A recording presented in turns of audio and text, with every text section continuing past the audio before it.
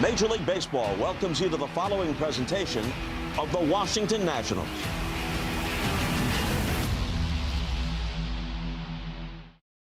Well, on the hill for the Washington Nationals, there's your number one right there, Cade Cavalli.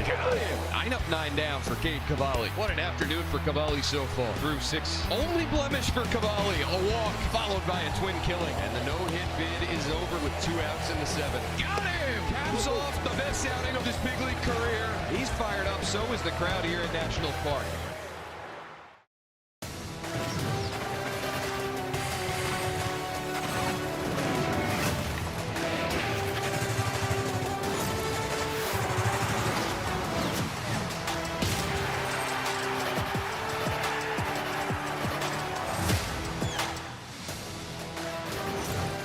It's Cade Day here in Arlington, Texas. Cade Cavalli towing the rubber here at Globe Life Field. Second game of this 3-game series. Rangers got back to 2 games under 500 last night with a 5-0 shutout of your Washington Nationals, who are trying to snap a skid and get things going here on the road. They give the ball to a guy who is emerging as a legitimate ace as of the last few weeks. Cade Cavalli, over his last 7 starts, has a 5-1 record and a 2.25 ERA. He's getting a ton of run support, but he's pitching incredibly well. A first-round pick who is starting to deliver upon all of the talent that he possessed and the promise that he has long had. Pitching like an ace and hoping that the Nationals can follow him tonight in Game 2. Dan Kolko, Kevin Franzen, and Franny, when you're struggling, when you're not scoring a ton of runs, you want to give the ball to the best guy that you got. And for the Nationals lately, that's Cade Cavalli, who's emerging as a legitimate force. He's a legitimate one, right? Like, it's going to take some time for him to become that ace status in my mind. I always look at that, but what happens in that in the present, right? He just shut down one of the better offenses in the Chicago Cubs when it was needed. It was a moment when this team needed a great outing, someone that says, jump on my back. Well, guess what? It's again. And that's the part when you're one. It's every start. It almost, like, whether it's to continue a winning streak, to end a losing streak, to try to jumpstart, it is always something. And today it's one of those days where it's not only but stop it, but hopefully jumpstart something else. The Nationals have won just 6 games over the last few weeks. Half of them have been started by Cade Cavalli, dating back to July 28th. And let's look at his 2 best starts of his big league career against 2 really hot teams and 2 really good offenses at Boston, and that start against the Cubs. I think the one thing that you look at in those 2 starts, so early in the year, he had more hits than innings pitched, right? And that was a big part of it. The one hit, and it's soft contact. It wasn't a lot of hard contact. You had 2 walks last time. Whoopee, right? Like, the whole thing, you look at it, you're like, they were smart in the moment. They needed to happen. And you're like, those are his blemishes? That's it? Well, it's not about pitching to perfection. It's like he's pitching his game thinking about nothing else but what's in front of him, who's in front of him, and attacking, whether it's been Cabert or Harry behind the plate. So a former first-round pick on the mound for the Nationals tonight. Same for the Rangers. Kamar Rocker, who's still trying to get things going at the big league level. A number 3 overall pick who has struggled of late. Struggled late, coming off a start against the A's where he walked 5, right? And there was a previous start against the Orioles where he gave up 7 hits, walked 2, falling behind hitters. And if you are a Washington Nationals hitter, the slider is real. It's a 41% whip rate. Get strikes. CJ got some last night and he punished them. 2 hits for the Nationals shortstop, who's back at that position today. We'll see when he moves to second base. Not happening just yet. Leading Major League shortstops in homers, RBIs, extra base hits, OPS, pretty much everything else. CJ and the Nats looking for a win here in Texas today. Credit Union. Our members are the mission. Game 2 from Globe Life Field. CJ Abrams ready to lead off. Blake Butera ready to take some hacks if needed. Roster move for Blake's crew today. Giovanni Cruz optioned to AAA Rochester. Struggled with his command in 4 innings with the Nationals after being acquired from the Yankees at the deadline. And up, Eric Tolman ready to make his big league debut. A 14th rounder of the Nationals back in 2021 out of Arizona State. It's been a long road back for the left-hander. A bunch of injuries, and he's grateful for this opportunity. So you just got to live in the moment, be fortunate enough for everything that you have, and grateful. And like you gotta learn how to embrace all the pain, because without pain there'd be no love, and vice versa. So I mean, just embracing all that and just understanding that it's going to be okay. And when I'm out there on the mound, I know, like, all my loved ones behind me, like, they'll always support me, and they know what I've been through, and I know what I've been through. So that's what I think about, just playing for myself at the end of the day, but to know how I got there. Had a mustache a couple days ago, Yeah, or kind rather of wished yesterday. Kind of wished for it. When Matt Lecroy gave him the news that he was headed to the big leagues, Matt Lecroy's getting better and better at those sneak attack. You're getting called up to the major league announcements. So cool for Eric Tolman. We'll see if we see him on the mounds tonight at Globe Life Field. Here are the Nationals 9 tonight. Bunch of lefties in there against the righty Rocker. Abrams, Ortiz, Tena, and Lyle the top 4. Andres Chaparro will DH and bat 5th. David Ruiz, his first start of the series with Young, Bibas, and Nunez, the bottom 3rd. Yeah, Kumar Rocker making his 22nd start. They've had some openers for him here and there. 116 innings, 47 walks, and a 1.4 whip. Look, all the lefties in there. 291 average, 858 OPS by left-handers with 10 homers. Righties 213, 626. Because the slider, it's real. First pitch to C.J. Abrams. Two-seamer fouled off, and we're underway. Good night for Abrams last night as the designated hitter. 2 for 4 with a double. Still stuck on 91 RBIs on the season, tied for the second most in Major League Baseball. He's been without an RBI in 6 consecutive ball games. With maybe, what, 2 chances? Yeah, maybe. not a lot of guys on base for him.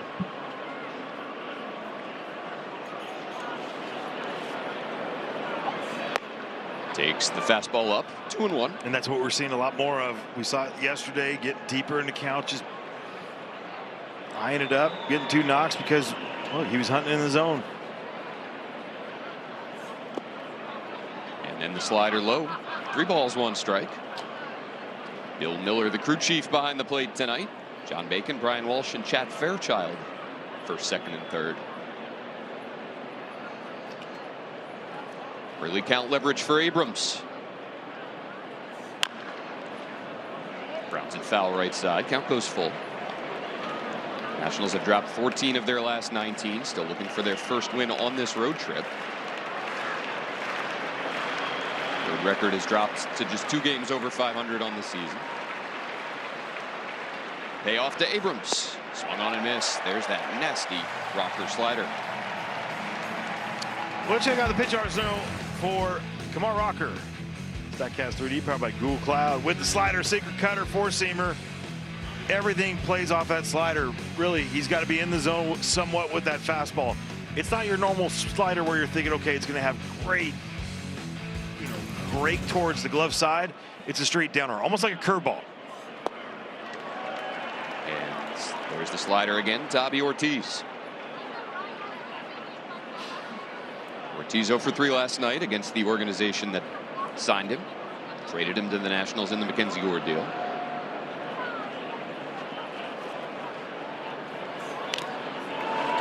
He had a game this year against the Miami Marlins where he got 17 swing and miss just on the slider alone. Wow.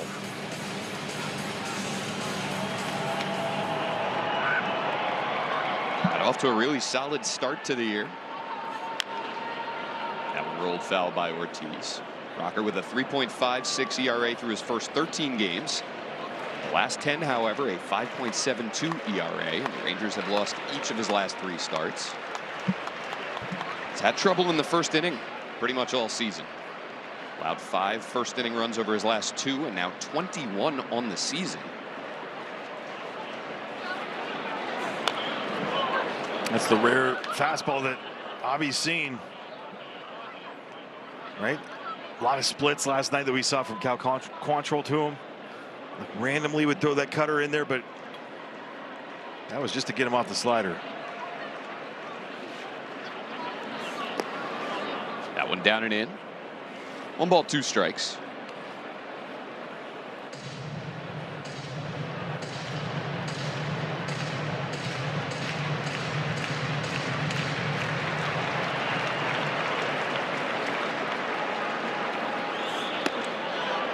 Ortiz takes that slider for ball 2.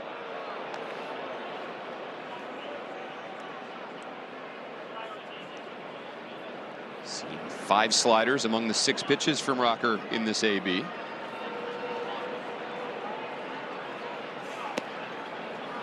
There's the sinker and a full count.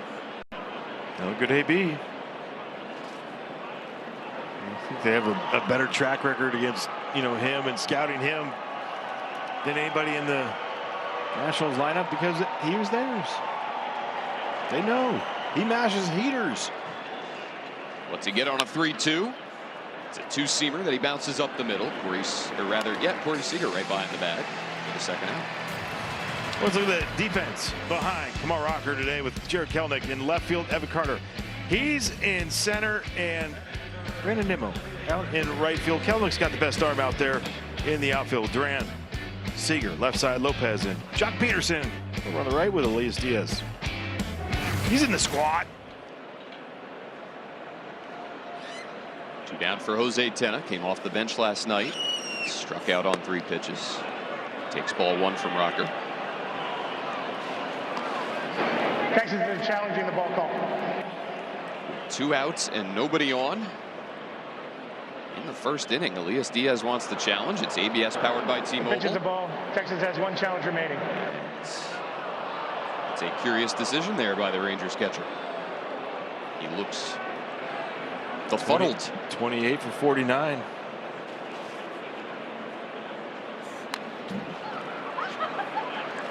One ball, 1 strike to Tena. Nationals have scored just 8 runs in the 4 games on this road trip. As we talked about last night, struggles with runners in scoring position for a little while, but of late those chances in those situations have dried up. Not getting as many runners out there, as many ducks on the pond. 1-2 on Tena.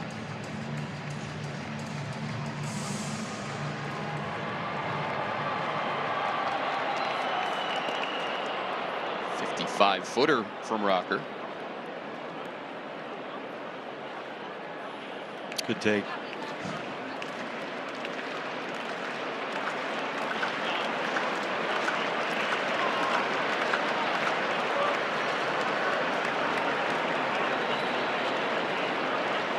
The 2-2. Slap left side.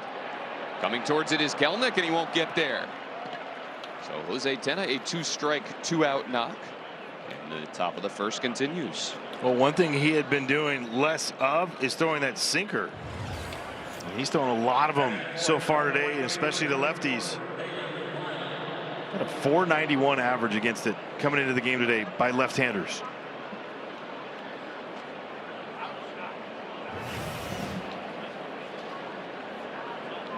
Tena has his first hit of the road trip. Brings up Dalen Lyle.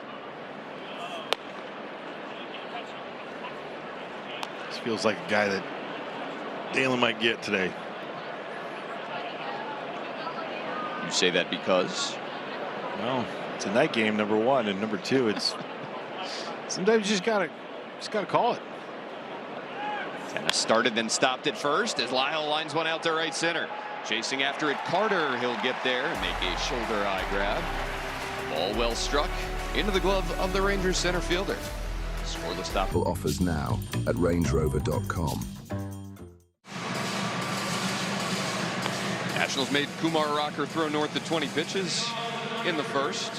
He puts up a 0. And here come the Rangers. Jock Peterson will lead it off. Corey Seager behind him. Wyatt Langford the DH tonight, batting 3rd. Brandon Nimmo a nice night last night. Ezekiel Duran a couple times on base as well. Bottom of the order struggles from these 4 guys: Carter, Kelenic, Diaz, and Lopez. And there he is, Cade Cavalli, making his 27th start of the year. 10-5, a 3.36 ERA. The 1.24 WHIP. It was a 1.7 after May 5th. Think about that. All the way down. Been a 1.09 over his last 18 starts. First pitch to Peterson is fouled back. The 34-year-old from Palo Alto, California, 0 for 2 off the bench last night. 22 home runs on the season and just 46 RBIs to go with them. Well, they haven't had a lot of stuff on for him back end of that lineup. Then top heavy, they move him in, lead off spot, get there to get off his good swing.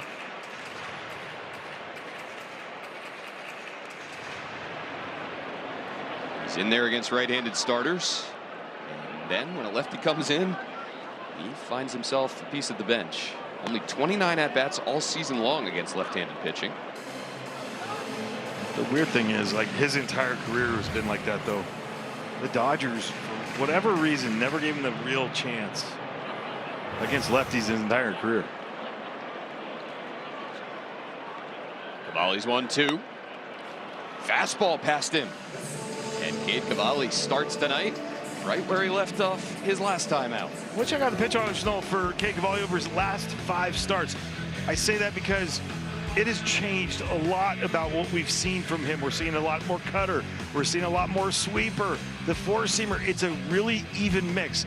Four-seamer has been way up all year, over 30%. It's dropped down. Why? Because he's having exceptional command of that sweeper-cutter combo, and obviously with the curveball always. Well-located two-seamer, and Corey Seager thank his lucky stars on that one. Well, soft contact results in a 1-out single. Let's take a look at the Nationals defense, brought to you by National Fire Protection Association, with Jose Tena in left field, Jacob Young in center, and Dalen Lyle out in right field. Bibas, Abrams left side, Nunez and Ortiz on the right, with Keibert Ruiz behind the plate. Seager now 3 for 5 in this series. Word for Wyatt Langford. Swings first pitch and pops it foul. Cade pitching in front of a lot of family and friends. Brian before the game, his dad, brother Tristan.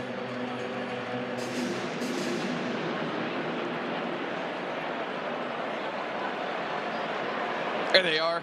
You can recognize Brian from the hair. He is Cade's father. Yes, he is. Fastball up. Ball and a strike to Langford. He goes 27-10. That's what we need. 27-10 run. I was like, I like that. Well, I just want to go 1-0 today there, Brian.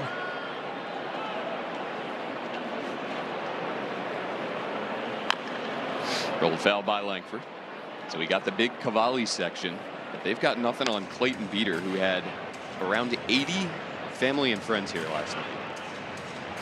Native of Texas, who didn't get into the game. Said just, I'm like a starter, don't know when we're going to go in.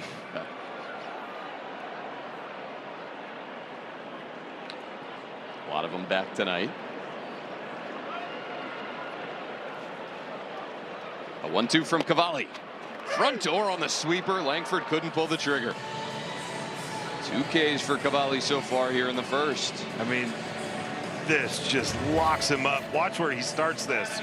Perfect view for it. Right at him, right at that front, I would say even armpit of him. Not even elbow.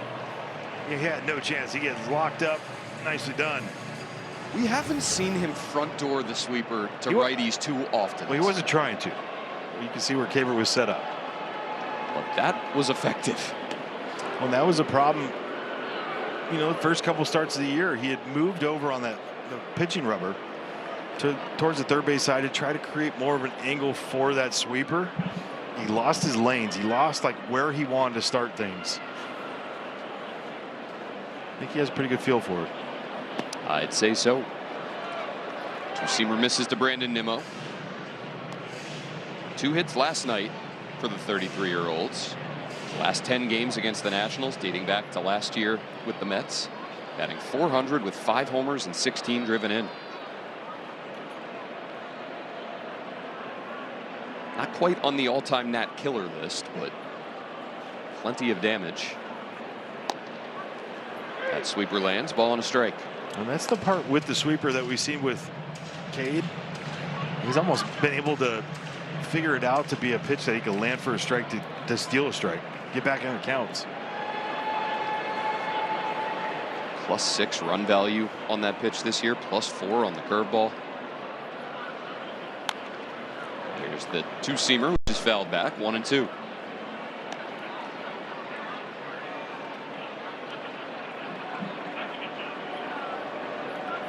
Talked about the dominance for Cavalli of late, but he's been pretty darn consistent in terms of keeping his team in the game. He's allowed 3 earned runs or fewer in 24 of his 26 starts. And he's got 3 Ks and a scoreless first. 2 of them on the heater, 1 on the sweeper. Check out the four-seamer right there. Oh, right by him, and then I'll lock you up with my sweeper, and then just let's blow your doors off. No big deal. Enjoy Uncrustables straight out of your fridge. No wait time. Cade Cavalli allowed a single and had 3 strikeouts and a scoreless first and needed just 13 pitches to do it. We go top 2. Andres Chaparro to lead off. Tried to check his swing and did so. First base umpire Chad Whitson says no swing. Chaparro last night, a pinch hit double, got robbed of an RBI when a ball off his bat kicked off the angled wall down the left field line and then hopped out of play. Let's show you Cade Cavalli coming off the field after the bottom of the first inning. We remember what happened his last time out against the Cubs. An issue with his glove, the white Nike swoosh. They got problems with it on his sleeves and all this stuff. It's like, look, it's a uniform provider. Major League Baseball probably doesn't like that. Those are not distracting. Chaparro a bouncing ball to short, and Seager throws him out.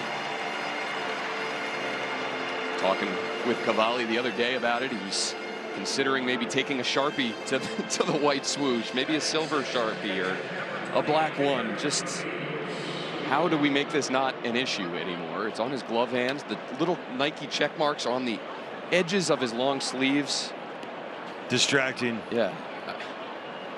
I'm a hitter, and I'm going to be honest with you. That is the last thing I would think is distracting. I was a Nike guy, so I wouldn't have called him out, you know, just for the brand. Gotta stay together. You got to stay together. Keibert Ruiz with 1 out.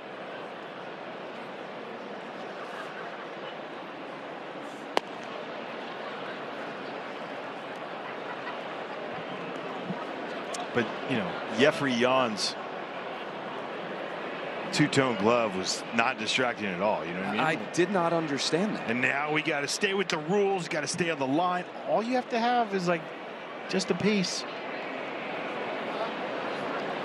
Rule sticklers here. Amazing. Let's play some ball, boys, shall we? The 1-0 to Ruiz. Misses low.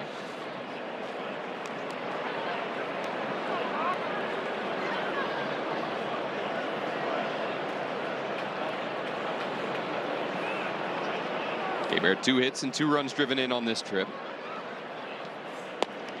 Takes ball 3.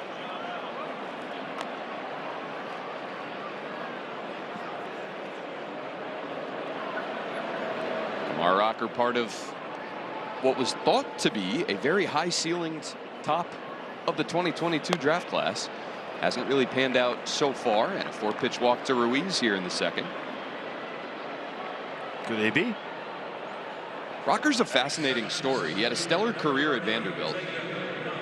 Threw a no-hitter in his freshman season with 19 strikeouts against Duke in the NCAA Super Regionals. He's named the 2019 College World Series Most Outstanding Player as a freshman. Upper 90s with his fastball in college, that nasty slider. The Mets made him the number 10 overall pick in the 2021 draft, and that's where things got pretty weird. The Mets and Rocker's agent, Scott Boras, verbally agreed to a $6 million bonus, well above slot. But Rocker didn't participate in a pre-draft program that would have allowed the Mets to see his medicals. As Young dribbles one through the left side, and there's 2 on here in the second. After his post-draft physical, the Mets opted to rescind their offer to Kumar Rocker. They didn't sign him. Rocker chose not to go back to college. He played indie ball, and then the Rangers selected him with the number 3 overall pick the next year.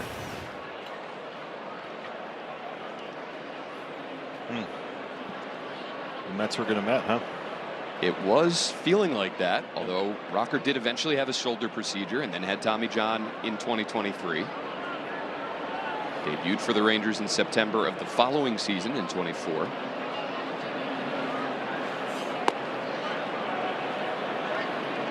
1 to Jorbit Bibas. The Rocker was in consideration for the #1 overall pick there prior to his velocity starting to dip in his junior season and the medical issues. 2-0. Nice, nice, nice. Keep battling right here. Force him into the zone. Don't give in. And, you know, apologies out there if we do call him Kumar. It's like one of my favorite movies, Harold and Kumar. White Castle. You know, so like, don't get mad. Yeah. But Kumar Rocker, he has been battle tested, I feel like, as far as all the stuff coming out of that draft, like you mentioned. At some point, it's going to click. Bibas flies one out to left. Kelnick towards the line. And there's the second out, top 2. Dad, a long-time NFL lineman, coach. Played for the former Washington Redskins and met Kumar's mother when she was a student at the University of Maryland.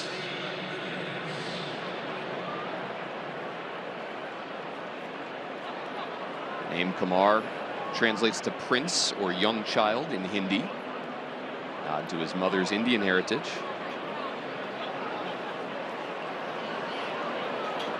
Faces the #9 man, Nasim Nunez, with 2 down.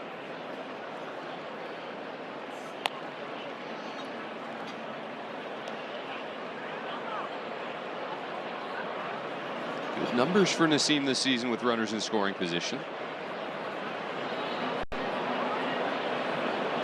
Trying to give the Nationals the lead here, top 2.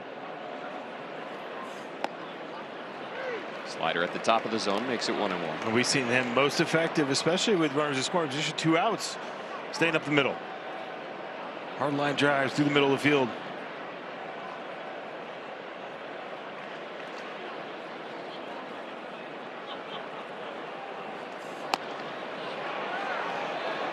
Close. Called ball 2. Texas is challenging the ball call. And Elias Diaz ripping his second challenge in 2 innings. It's ABS powered by T-Mobile. Texas has 1 challenge remaining. Seems like near that spot, right where they were at the other one. Close, yeah.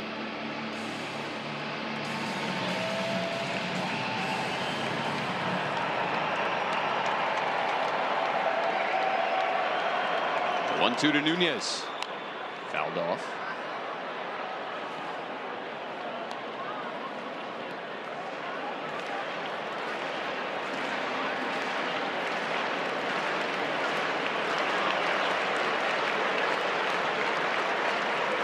David Ruiz at second, Jacob Young at first. 2-strike battle being worked by Nunez. It's the stuff that you want to see, especially 2 strikes. We saw it last night against Jackson Kent. 2-strike. Foul off, foul off. Hope for a mistake. Buy you a new one.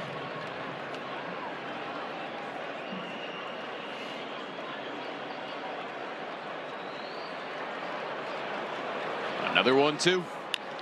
Nunez out to right. Nimmo is there. And the Nats will strand 2 in a scoreless second.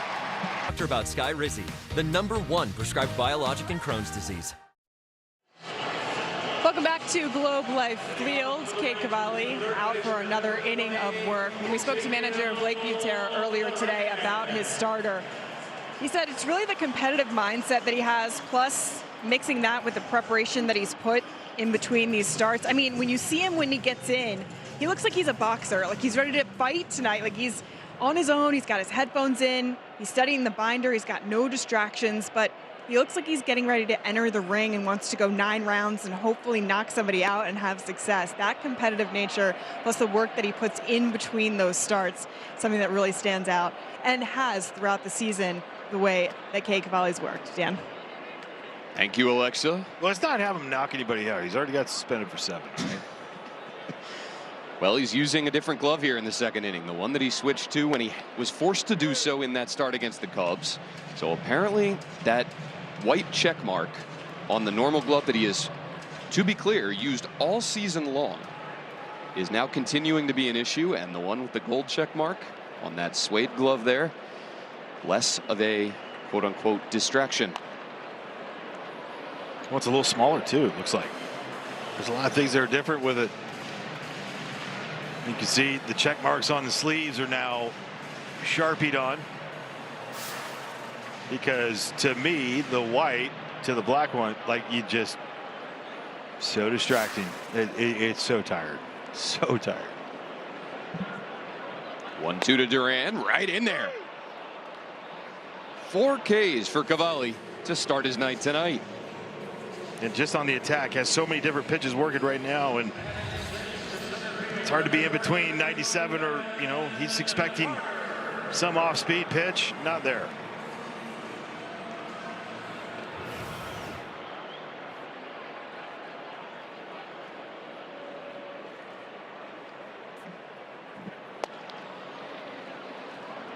Curveball gets past Evan Carter for strike 1.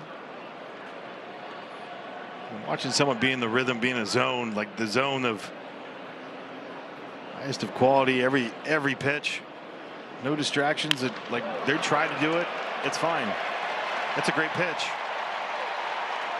Little looper over the head of Nunez, and Carter has a 1-out single. You're going to get beat on that every once in a while. Oh well, I mean it's 70 miles an hour off the bat.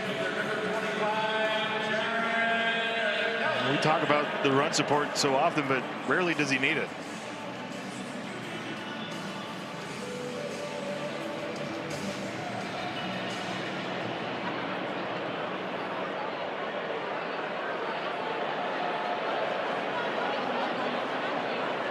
Brings up Jared Kelenic. Still just 27 years old. Number 6 overall pick by the Mets back in 2018.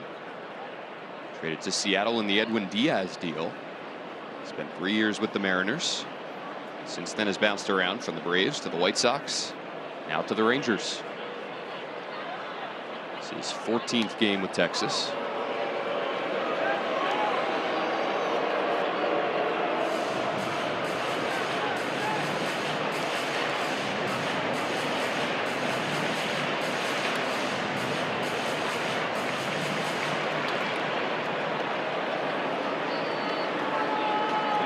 Nunez shaded way to the pull side.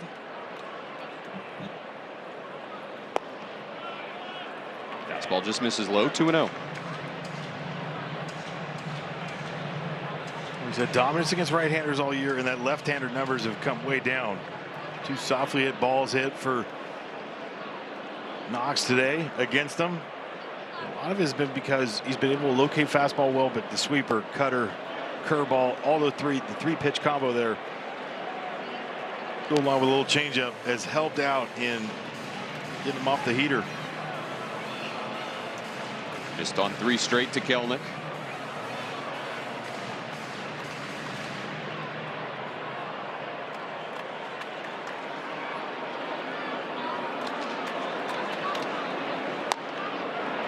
Fastball in there, 3-1.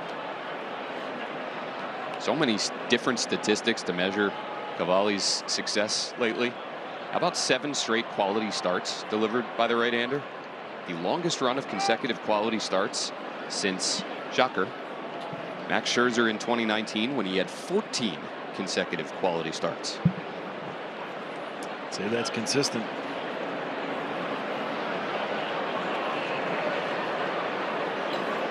His 3-1 misses away. Well, there's this expectation that he is creating every time he goes out. That's awesome. Just everything you expect, nothing but great. Doesn't mean punch outs how different it is for like a guy like Max. Yes, he gets his fair share, but the ground ball rate that has skyrocketed over the last, 18 starts. And a double play candidate here in Elias Diaz.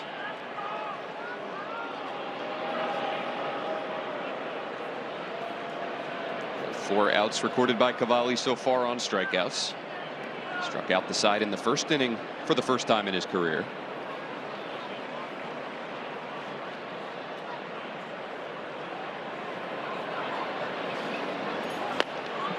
Well, did he strike out the side? Struck out. He struck out. Struck out 3. Yes. Struck out 3. I'm with you on that. I don't believe it's strikeout out the side. Strikeout outside is 1, 2, 3. I agree. Slip of the tongue. No. I know, but we often have to correct ourselves on 3 up, 3 down when it's a out, walk, double play ball. Yeah. 3 up, 3 down. Well, there's a side note on that one. There was a hit in there. 1-1 to Diaz. Those one fell. 1-2. Good, Bill. I think it did. I think. Oh, he's talking about maybe some of the dirt getting up there. Get a shower.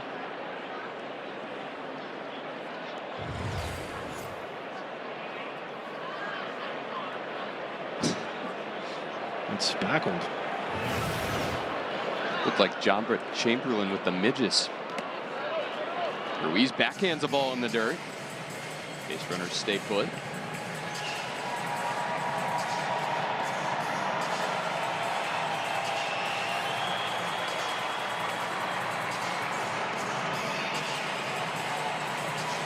Diaz, another midseason pickup by the Rangers. DFA'd by the Royals in June.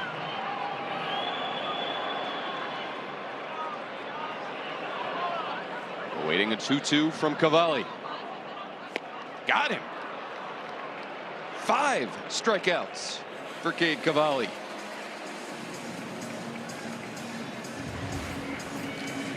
Load up that strike zone, and then you just pop one near the zone with that curveball, right? Other one that he bounced, I mean, his ball out of hand. That one, he starts like outer third, runs it off. And that's why, like, when you look at adding that sweeper and throwing it for strikes and how often he's been able to do that, and then the curveball just makes it's just so deadly.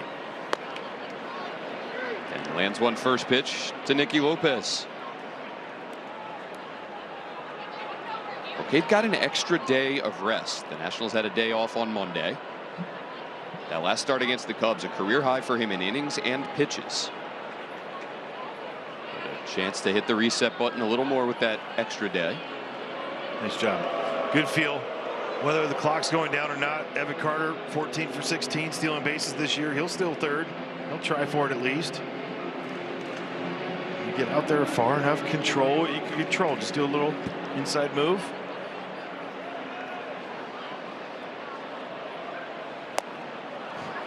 And I love when pitchers do the other thing too. When they have a guy that's out there that can run, look at him and do your leg lift. Look home, leg lift. Because so many guys have to go home, then leg lift. They can't do it while looking, and then guys start guessing. Next thing you know, they take off because they're like, this guy will never look at me when he's going home. Ahead of Lopez, 0-2. Fouls it off left side. The patience he's had, no token looks. Look, they'll steal bases on him. They're 7 of 9 this year, but he does such a good job of, look, make sure you stop the guy. Stop the runner's feet from extending out there.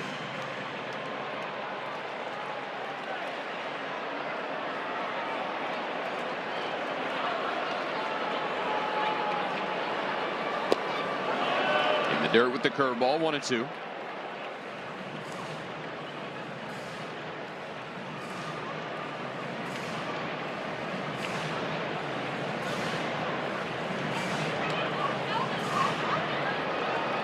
Carter at second, Kelnick at first.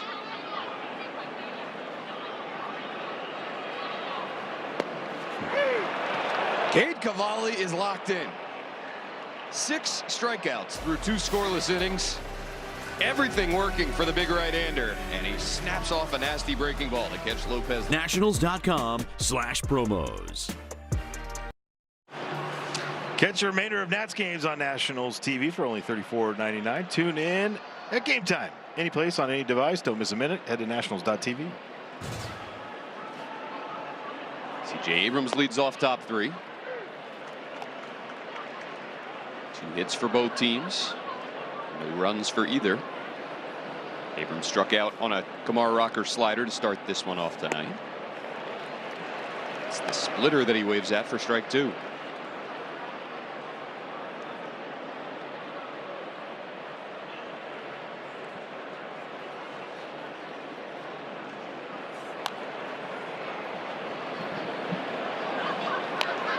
First splitter we've seen today from him.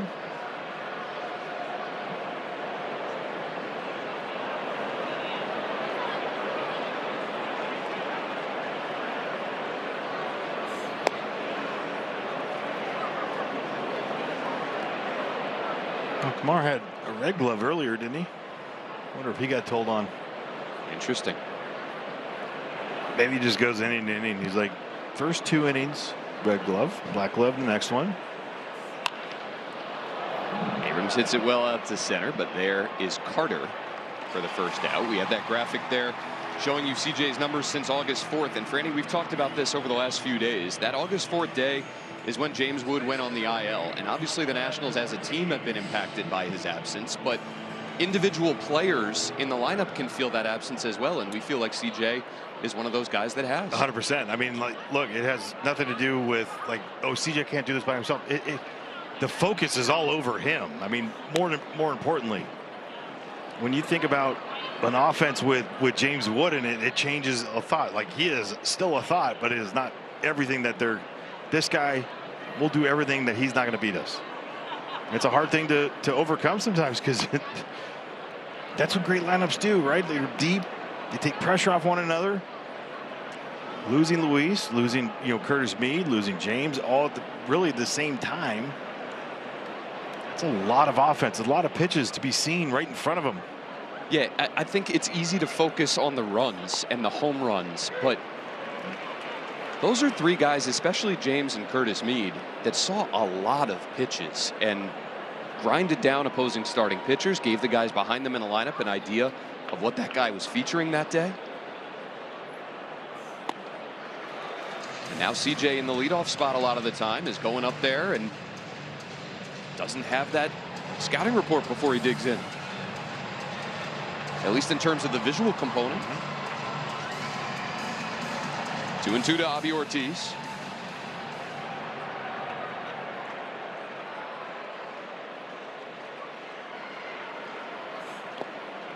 Takes the slider in the dirt and fills the count. Another quality AB right here for Avi Ortiz.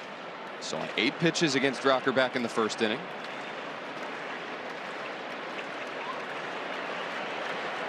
Pitch number 6 here. Fouled off.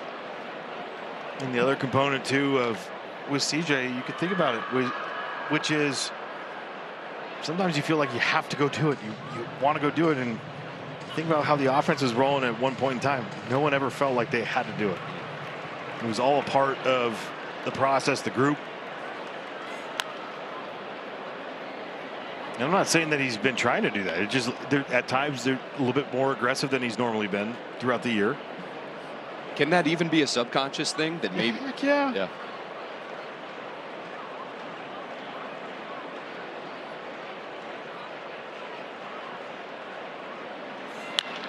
Ortiz out to center.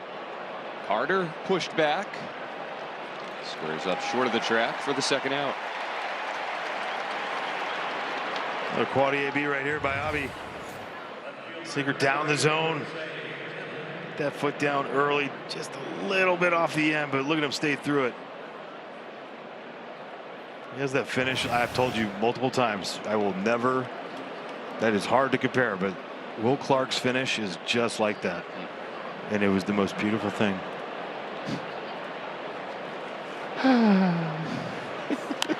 We've lost Franny for the next 5 minutes. He's daydreaming. Well, Avi Ortiz 0 for 2. What a catch by the kid. 0 for 2, but he's seen 16 pitches so far. And a nice grab there down the left field line. I mean, he made the adjustment. He went from that part, went upstairs, made the catch. 0-1 to Tenna, who has one of the Nationals' 2 hits so far, and this one hit well out to right center. Nimmo giving chase, looking up. It's out of here. 2 knocks for Jose Tenna so far tonight. This one leaves the yard. And he has 7 on the season now and puts the Nationals on top 1-0 here in the third. 11th home run given up by Kumar Rocker this year to the lefty. They said that was a sinker at 91. That did not look like a sinker. That looked like a split. Whatever it was, it's a homer. It looked like a homer. So the Nats strike first here in Texas tonight.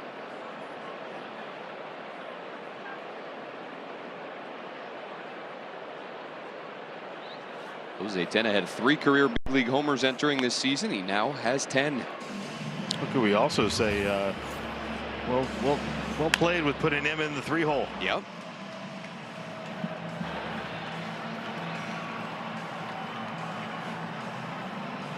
We've seen his personality come out so much more too. Fantastic. Another 55-footer from Rocker. 1-2 to Lyle.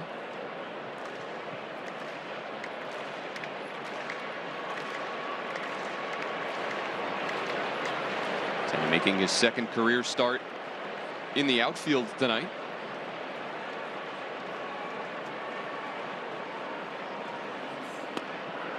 And a fastball past Lyle for the 3rd out.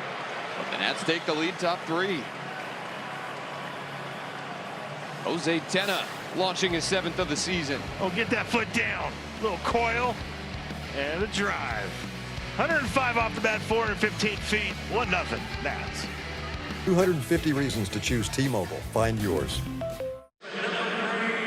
Jose Tena gives the Nationals a 1-0 lead as we head to the bottom of the 3rd. Home run number 181 for the Nationals this season, and Cade Cavalli sharp through his first 2 innings. He's allowed 2 hits and a walk, but he has struck out 6 for all 6 of his outs. Faces the top of the Rangers order here in the 3rd. Peterson, Seager, and Langford. First pitch curveball in there to Jock. Now, I'm interested to see very aggressive first 3 guys here in this order. How are they going to respond this next time through? First pitch take right there by Jock, but I don't feel like he's going to be taking a whole lot.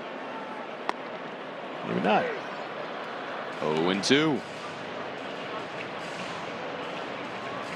Jock came up to me yesterday. He's like, dude, why are you always in my reels now? Because they did his first hit, 1000th hit, and I was playing first against with Dougie Fresh on the mound in his debut. Nice. First knock. Just can't get rid of you. No. Saw him play football in high school. He was 1A. Don't let anybody tell you Devontae Adams was better. Jock Peterson was better than Devontae in that moment. Really? Oh yeah. I don't think he gets enough credit for how athletic he has been. Because people take the visuals. Yeah. 1-2. Fouls it back.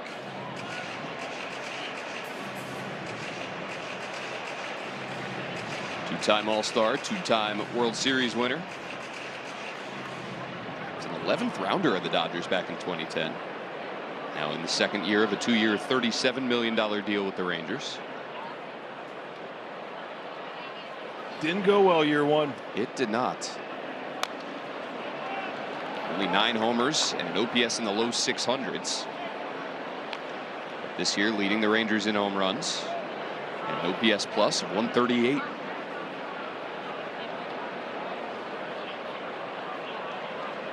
$240 career homers. Changeup misses well outside. Cavalli frustrated with that execution. And what now from Bill Miller?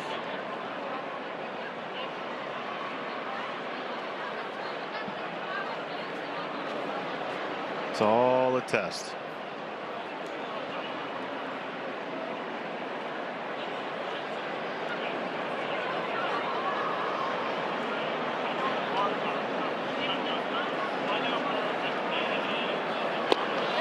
Did he go?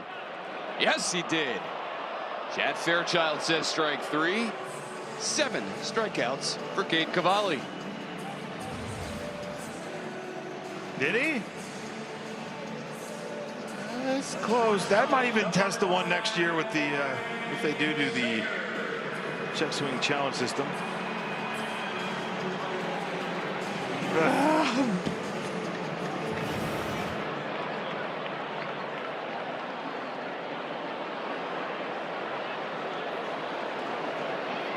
Corey Seager with one away. The ball's put in play off Cade Cavalli tonight. Corey Seager in the first inning, 68 miles per hour on the exit velo. Infield single down to third. And Evan Carter, a one-out single in the second, 70 miles an hour on the exit velo on a bloop out to right. Other than that, a walk to Kelnick and 7 strikeouts. One thing that we've seen for Cade is the pitch counts have been really low because the ground balls, right? Like just over and over, guys getting on him. Stop being so nasty right now, Cade. Get those quick outs.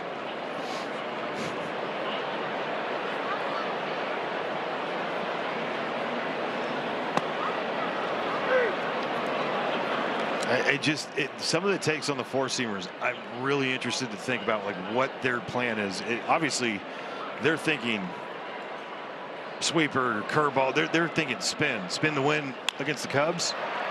This one lined out to left on a curveball that stayed up. Tenna to his backhand, so he'll keep Seager to a one-out single.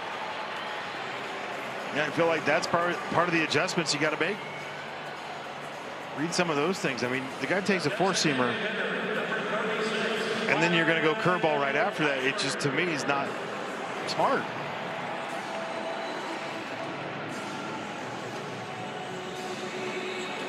Corey Seager's a guy that will hunt pitches, and he will just sit and wait. And you make that mistake, he's going to do something like that. Both of his hits to the opposite field tonight. That one above Langford, who ducks down. And Seager will move up on the wild pitch from Cavalli. Sweeper.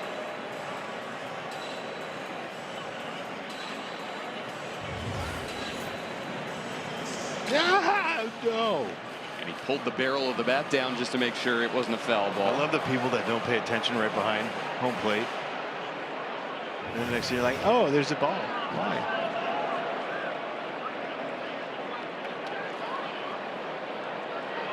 1-0 to Langford. Think about Cade Cavalli earlier in the year. If he didn't throw that sweeper for a strike, it's just kind of like, or it's not even about a strike, but execute a good one, right? Whether it's like on the plate, slightly off the plate, he kind of shut it down, right? If it was a big pull, big miss, he goes behind the guy, like wild pitch. Next thing you know, lands that one. Perfect. High fly ball down the left field line. Unplayable. Someone get third. Well, join us on Friday, August 28th at 6:45 p.m. for Women's Night at Nationals Park. Celebrate community and connection with women-owned businesses, craft stations, and puppies. Plus, get an exclusive Nationals and Washington Spirit co-branded sweatshirt when you visit nationals.com/specials.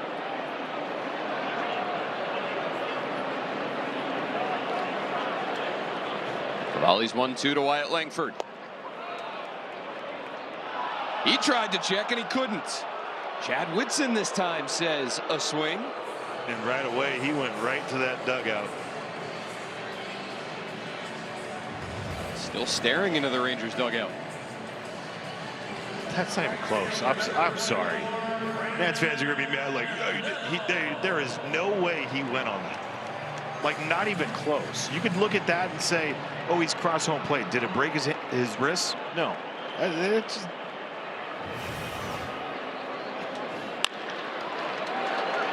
Here's an out that does not come via a K. Nasim Nunez will throw out Nimmo. 8 strikeouts for Cade Cavalli. Through 3 scoreless. Only at Taco Bell. The 4th inning of Nationals baseball is brought to you by your Washington area Toyota dealers. Buy smart, drive for less, and trade in for more. That's Toyota affordability. See your dealer for a great deal today.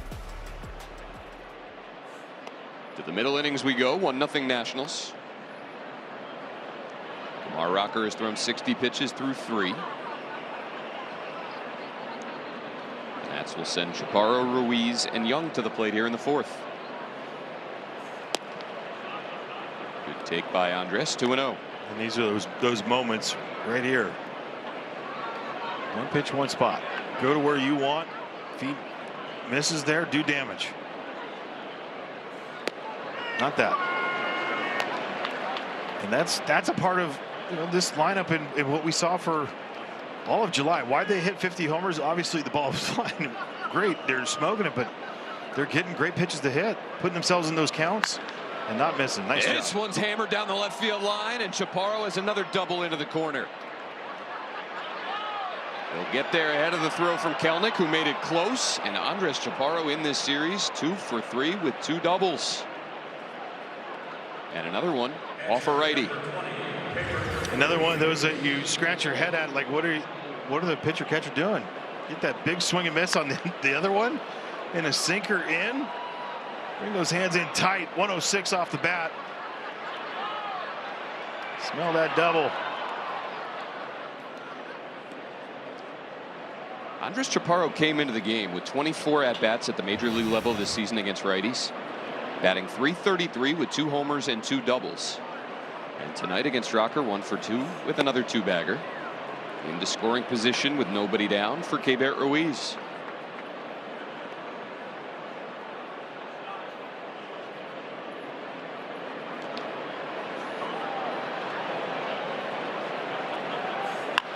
Pulled, foul.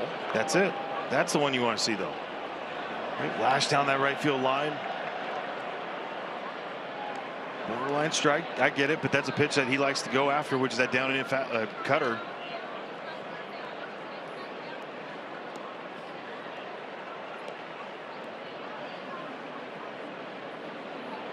Hoping to move the runner at a minimum.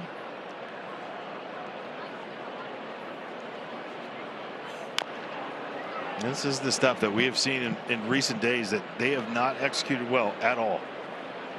Whether it's been infield in, runner third, fewer than 2, even back, just putting the ball in play, but getting the leadoff double, getting the guy over, getting the guy in. It does not matter how you do it. They just got to do it. Had a chance in the first inning yesterday to make that situation happen. Abrams a leadoff double to start the game. Unable to move him with nobody down or score him. Ruiz will get the job done here, and he might score the run. Chaparro will be sent to the plate by Victor Estevez. Throw to the cutoff man Lopez. And Keibert Ruiz, a walk and an RBI single tonight. And it's 2-0 Nats. Well, nice job by Keibert. And a great read by Victor Estevez. Brandon Nimmo did not run after this hard. You're going to see him come into the screen. Look, he'll slow up. He kind of veered to the left, slowed up, and then made sure that he was going to have that as a ball security. Instead, it's 2-0.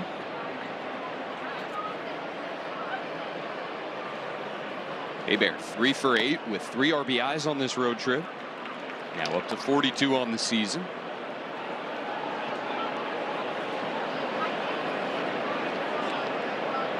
But he was going to do like just the swings that we saw, the 3, they're fouled off that side, or 2 fouled off that side, then put in play. He was going to do everything to get it over on the right side, no matter what. Cutter to the inner edge, and it's 0-2 on JY, who singled the left field in the second.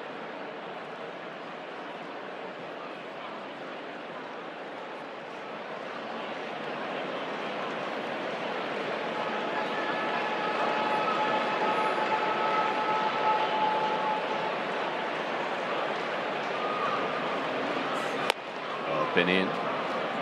1 ball, 2 strikes.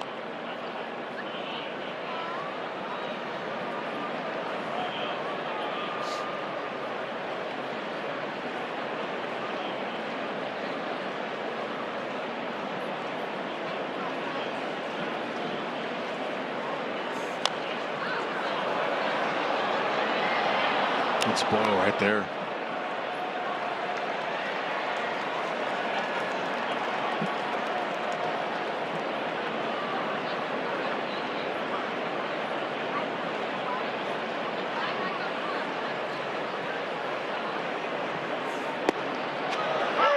Right at the knees. And Young down on strikes for the first out in the 4th. One of the better strikeouts you're going to see for Jacob Young. He swings, puts that in play. Guess what? Double play ball. People don't understand. Like sometimes the best strikeouts, or best at bats are in that situation. You strike out looking. It's a ground ball waiting to happen. Double play, take you out of a jam, or take Kumar Rocker out of a jam. Vivas late on the fastball.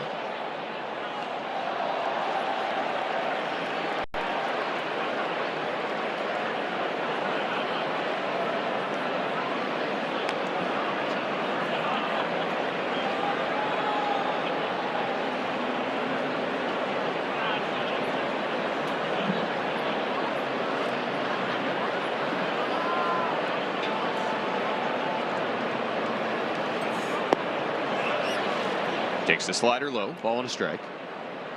Vivas 0 for 4 in this series. 3 of the outs fly outs to left.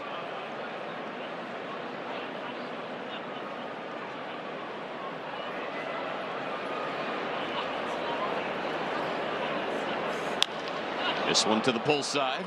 Carter giving chase for the second out.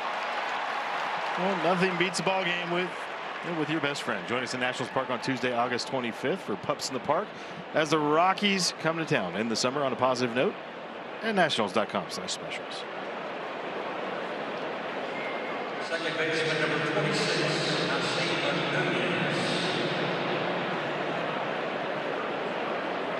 Man aboard with 2 down for Nasim Nunez.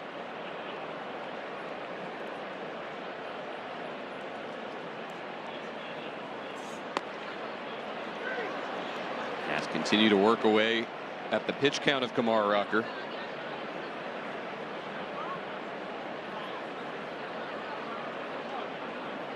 So be number 78 here with 2 outs in the 4th. Taken up and away.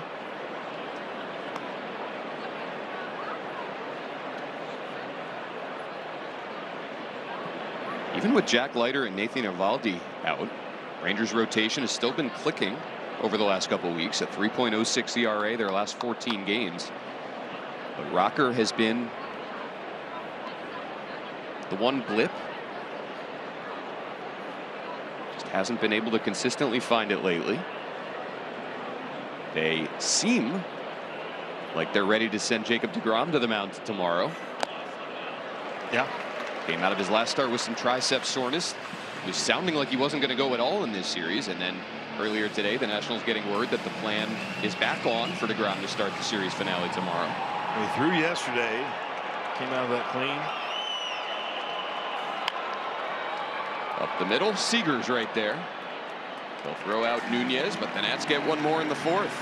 It's 2 now at nationals.com/tickets. Well, back in the 3rd inning, facing Jock Peterson, we were talking about Bill Miller coming out, letting Cade Cavalli know what's going on. All right, so a couple things. He has done this quite a bit, and it's to get a little extra time. Kind of like, like Coy with the pitch clock on that. It doesn't start until you get it back. He wants him to get the ball right away, not circle, then get the ball and take those extra seconds. They're trying to crack down on that. It does feel like a little much. Like they're cracking down on Cade Cavalli for one thing after another after another. Yeah. Can we let the guy pitch, please? 8 strikeouts through 3 scoreless. Still going with the glove on the right side of the screen after starting the game with the glove on the left side. Apparently not suitable. And you see the check marks on his shirt sleeve being colored in as well. So they don't like the glove. They don't like the check mark on the shirt sleeve. They don't like that he's taking a couple seconds after each pitch. When did we become the NFL?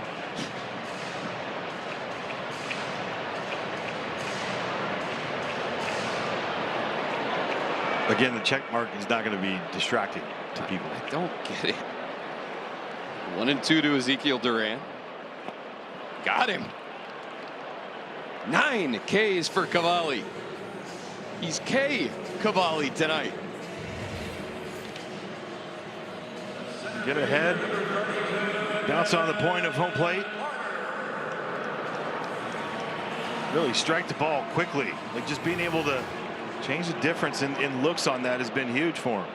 If he's left it up, they've gotten hits on it. If they've left it down, they've had no chance. Evan Carter with one of the 3 Rangers hits takes strike 1. Just back to that glove that he's using currently. We mentioned this the other day. He got that glove from Nike intending to just put it in his locker and have something nice to look at. It's suede. It is not game ready, but this is now 2 consecutive starts where he's been forced to use it in a big league game. Cutter in there to make it 0-2. Called strike sinker, called strike cutter.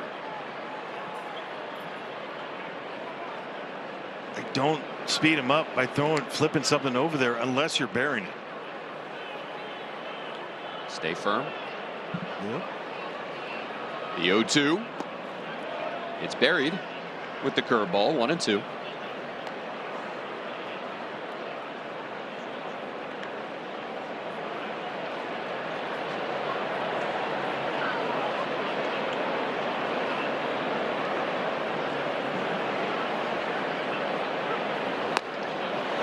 Just missing the outer edge.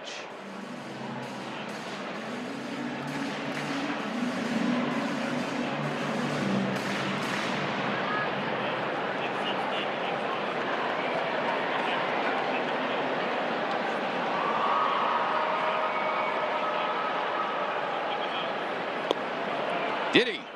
Yes, he did.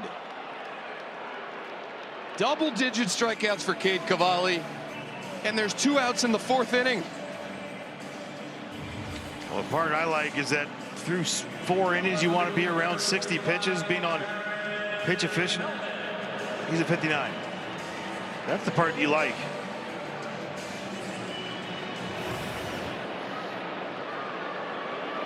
Fifth time this year he's got double-digit strikeouts. 2nd consecutive start.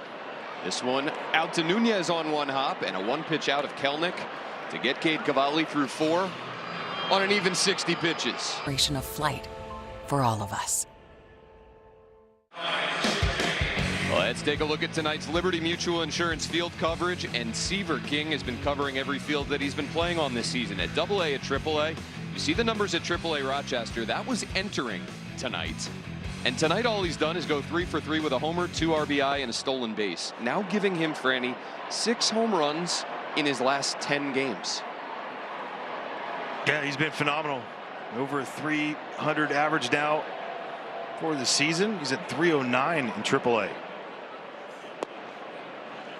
And right now, Jared Simpson, Luis Perales, and now Riley Cornelia working on something special. Ooh, how far they threw? They're in the bottom of the 6th inning. Omaha. Set up. Abrams a grounder over to 2nd. Nicky Lopez will take care of it for the 1st out.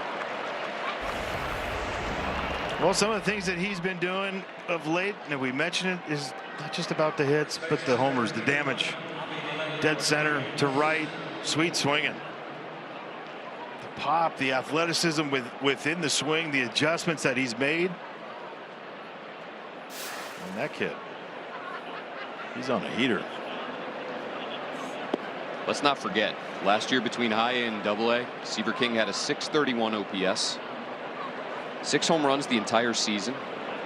He went to the Arizona Fall League, put up monster numbers there. And the improvements have continued. Has put in a lot of hard work. The Nationals player development staff obviously deserving some kudos as well, helping Seaver King tap into his immense ability. And he's knocking on the door now. 1-1 to Avi Ortiz. Squared up down the right field line, fair and into the corner. Ortiz worked 2 long at bats his first 2 times to the plate. Saw 16 pitches from Kamar Rocker, and he gets rewarded in his 3rd AB, a 1-out double. Yep, phenomenal job. Look at where this slider is. That's a great pitch. Maybe trying to go a little bit more away, but down, barely off the ground right there. Drop the barrel on it. I need you to seek 3 out there.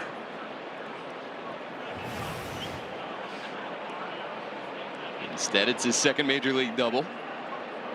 That was just sweet. Brings up Jose Tena, who's having a really nice night. Single in the first, homer in the third.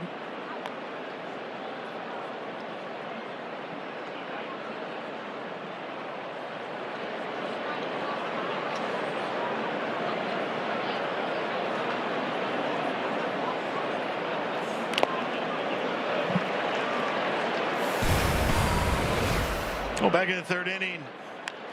Jose Tena got a splitter. Middle part of the plate, drove it out. Beautiful swing, line drive to right center field gap, carried nicely. I love the Rangers relievers there. Top of the bench.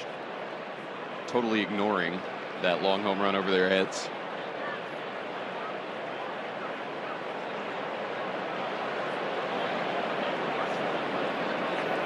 And speaking of the Rangers bullpen, Cole Winn and Peyton Gray throwing out there here in the fifth.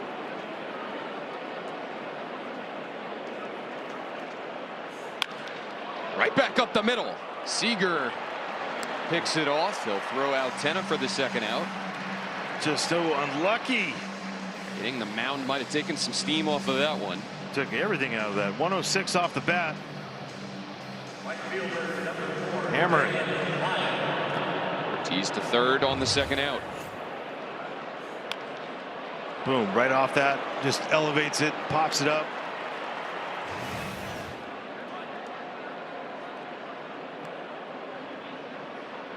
The inning falls to Dale and Lyle.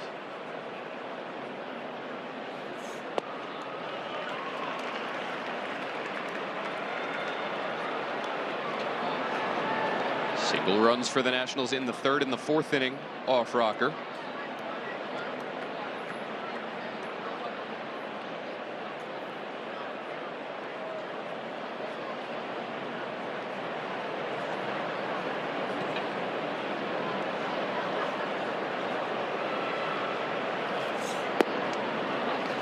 Slider misses low. 1-1. We'll check it out from this vantage point.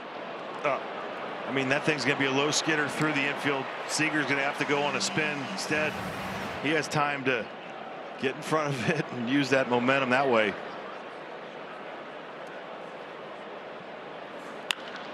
Lyle hits one high and deep to right center. Tearing back on it is Carter. At the wall, he has it. That ball should be gone. It had the sound, just quite didn't have the distance. And Carter snags it for the final out, top five.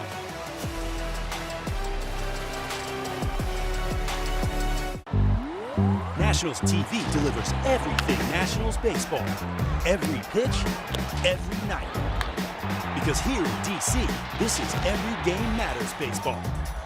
This is you can't look away baseball. This is are you kidding me baseball? This is Nationals baseball on Nationals TV. It's out of here! The Nationals win! Catch it all season long. For every strikeout recorded by any Nationals pitcher this season, Washington area Toyota dealers will donate $50 to the Children's Inn at NIH. Cade Cavalli has already helped donate $500 tonight. The fifth double-digit strikeout performance of his season, tied for the fourth most in baseball. Jacob Mizorowski with 10. Cavalli back to the mound here in the fifth, delivering strike one to Elias Diaz. Cavalli, the seventh pitcher this season to have 10 or more strikeouts through his first 4 innings of a start. Jacob Mizorowski has done it twice this year, and the only pitcher to punch out 11 through 4. This will be a ground out to Bibas, who throws out Diaz for the first out. This is the stuff that we've been accustomed to of late. Not only the punch outs, it's the ground balls. What does that speak to in your minds when it comes to Cavalli specifically? Nastiness. Being able to get spin off the guys out front, being able to get so many different looks. It's not about, like, you know, sinker going down. It's guys trying to get on top. It's all kinds of things with him. Number 9 man, Nicky Lopez. Takes ball one. Dale and Lyle just hit that ball to end the inning at 105.5, 26 degrees. It went 413 feet. I haven't seen a sign out there that says anything higher than 410. Straightaway center says 407. Out there towards right center it says 410. 21 homers, or homers in 21 ballparks on that one.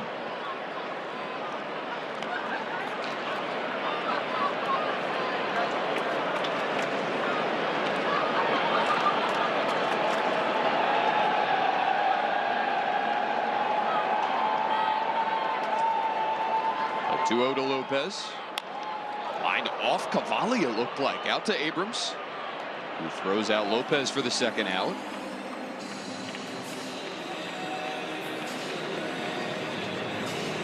Did that make contact with the Nationals pitcher? Nope.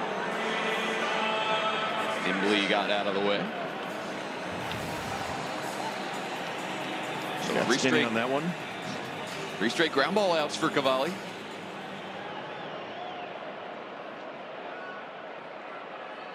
Gets the leadoff man, Jock Peterson.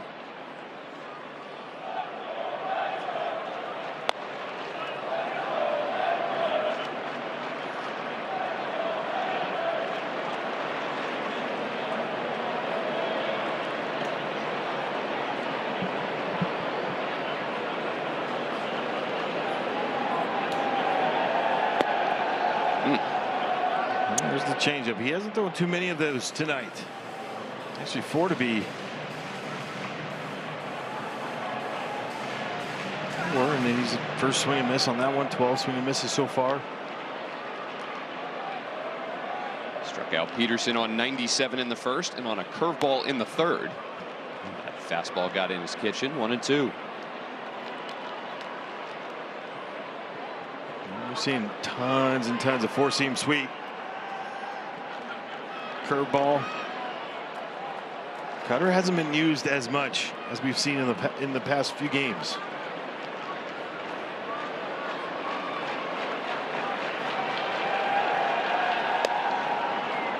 Go back to that changeup. Well, just for fun, for you know what and giggles, Max Scherzer in his 20 strikeout game had 9 strikeouts through 4 innings. Cavalli already has notched 10.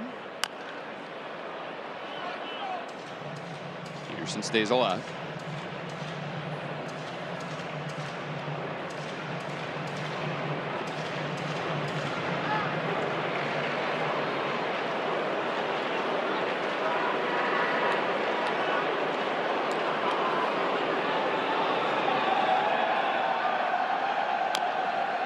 Just got a piece.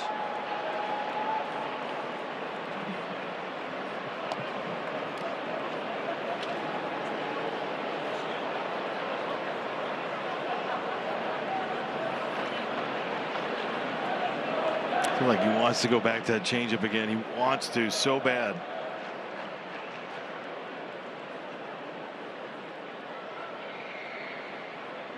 Another 2-2.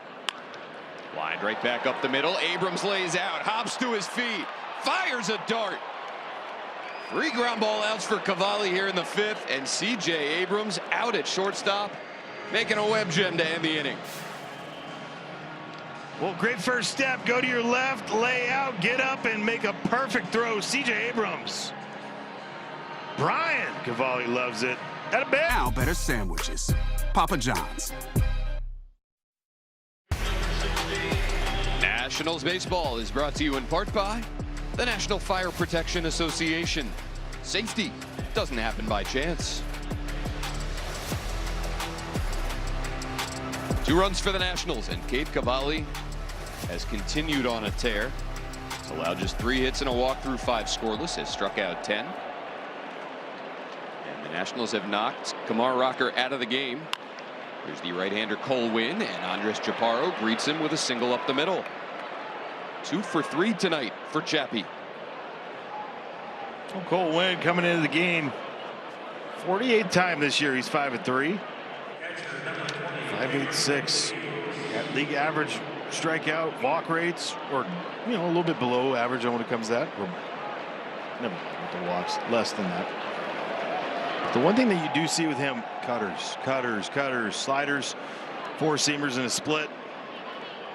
Giving up a lot of damage. 5 homers to righties this year, 2 to lefties.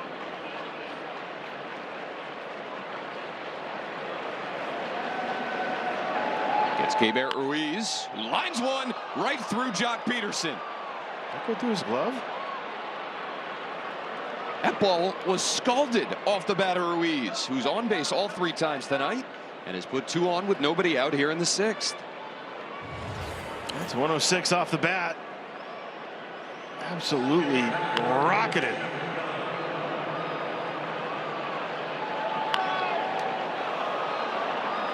See him checking his leather after he had that one get by him. And he did go through the glove of Peterson. So that technically goes down as a single.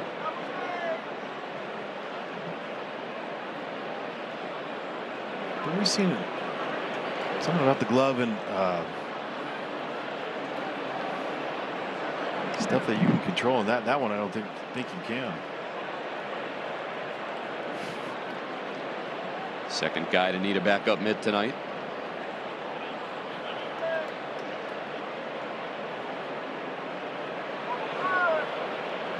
So back-to-back singles off win here in the 6th. Jacob Young squares to bunt, drops it down, and letting it roll foul is the third baseman Duran.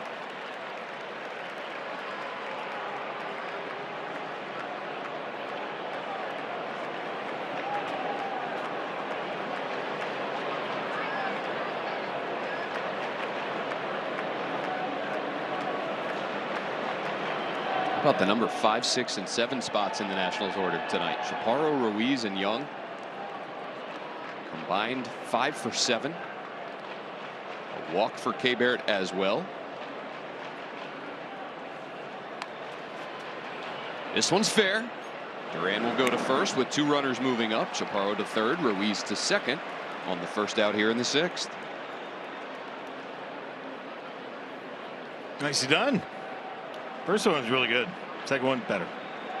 First one because he was just trying to get that one down nicely. Paint with big brushes on this one.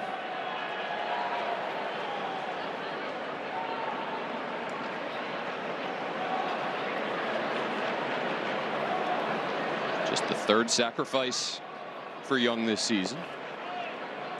Splitter in the dirt to Jorbit Bibas. Trying to cash in on a couple runners in scoring position and add to this 2-run lead here in the 6th.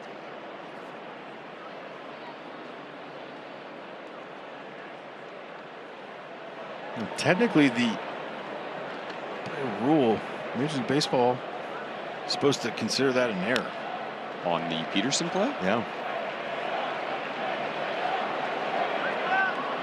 And there will be scoring rules. The player is responsible for handling the routine play, even if it does go through. Allowing a ball to pass through the webbing, the official scorer still charges an error because the defender is accountable for the condition and use of their equipment on the field. What if it's not a routine play?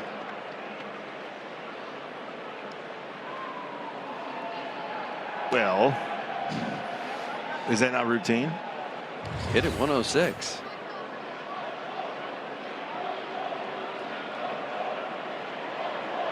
No error on the board yet. We'll see if they amend that. The 2-1 to Bibas. Slow roller right side. Wynn will have to take it to the bag himself. In to score is Chaparro, who broke for the plate right away. And the Nats have their 3rd run. Bibas gets RBI number 21. Over to third, Ruiz. Almost like a perfect safety squeeze. Watch the work over there by Andres Chaparro. Lands perfectly. He goes off into a perfect slide right there. Timing on it. Fantastic. Nice job by Andres Chaparro.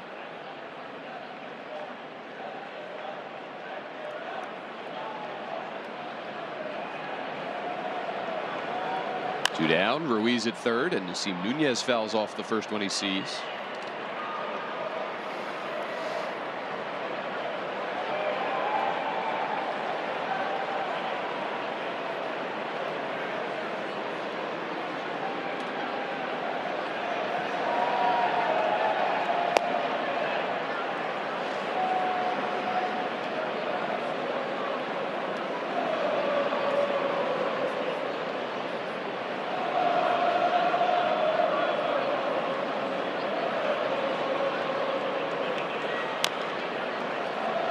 1-2.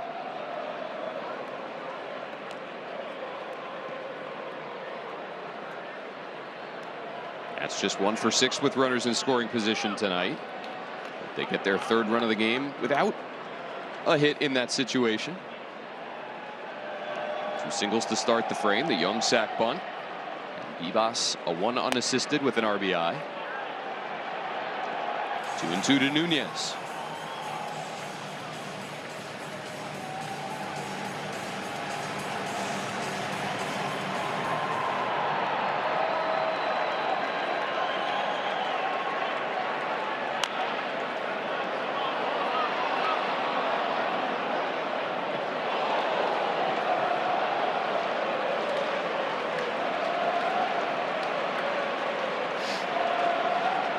Battle right here by Nunez.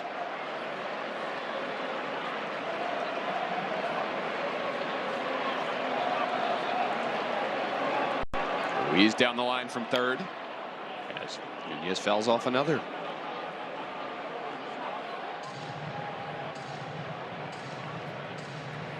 Seen some good fight tonight with 2 strikes.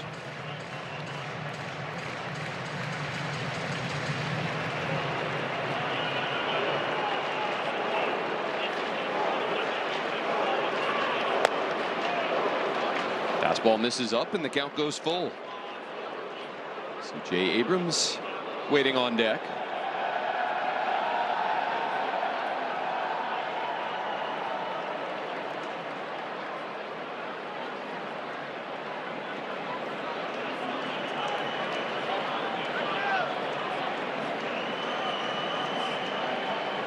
A payoff pitch. Fouled off.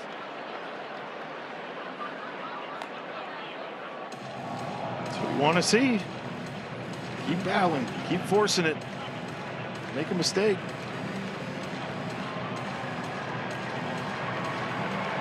So it'll be the 9th pitch of the at-bat from Wynn to Nunez.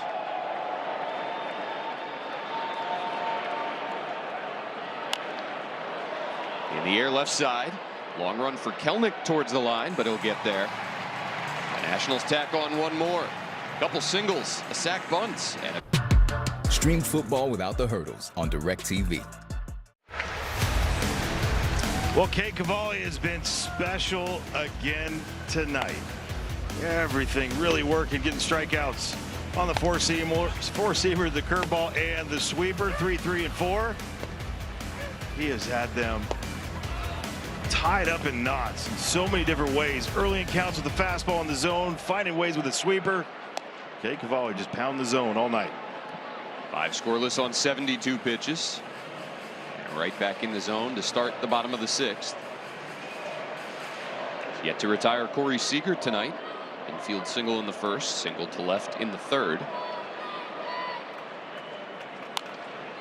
Off the end of his bat on a changeup, 0-2. Well, the Stack has on all 10 strikeouts. Love to see it on the chase. We've seen so many of his strikeouts in zone this year. The curveball tonight. A little bit more chase, 2 strike out of the zone because of the pounding of the strike zone early.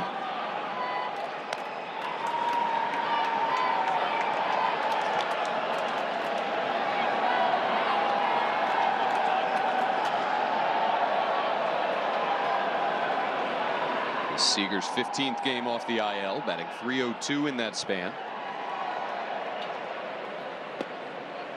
Takes the curveball low.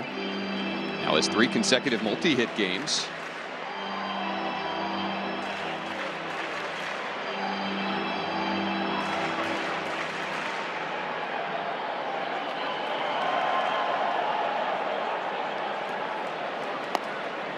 And the count goes full. They've got a lot of supporting players, Langford, Nimmo, Peterson. But if they're going to go where they want to go, they're going to need Corey Seager to be the guy that he's been, well, really so much of his career. Awaits a 3-2. Got him. Curveball right in there, and Cade Cavalli has 11 Ks tonight. Finally in the strike zone right here. What a beauty. Thanks, Cade. Thanks for backing me up on that one.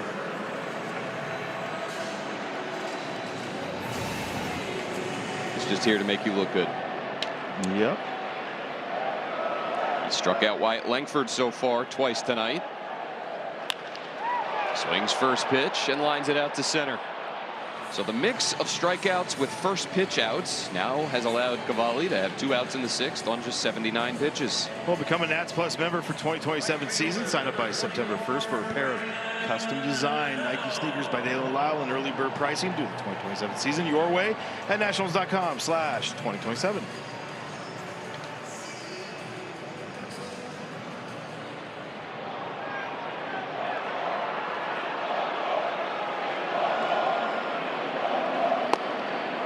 First pitch strike to Brandon Nimmo.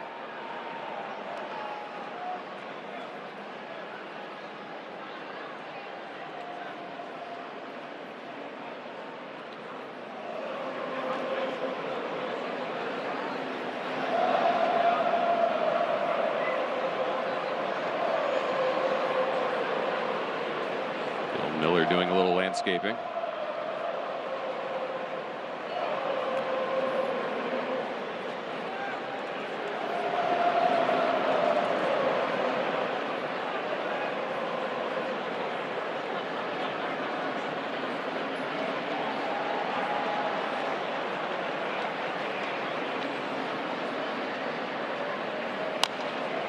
Fouled back, and it's 0-2.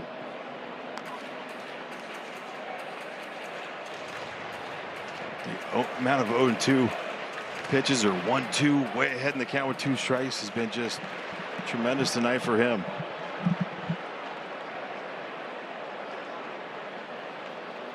Loading up that strike zone. Race to 2. Pretty quick for him. Elevates the fastball, taken for ball 1.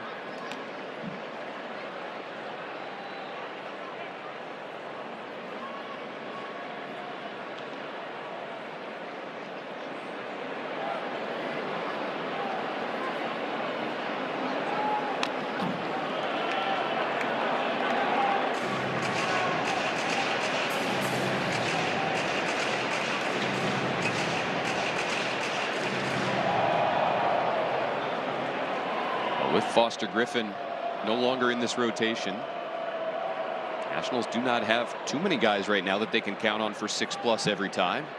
Cade Cavalli has certainly been one of those. And he's going to get through 6 yet again. Nimmo out to center for Young. And Cade Cavalli 6 scoreless innings in the books. And he keeps his team up by 3 to the 7th. Of flight for all of us. Last night at Citi Field, Fernando Tatis put on a show. He homered leading off the game, into the second deck, mind you, then robbed a grand slam down the right field line.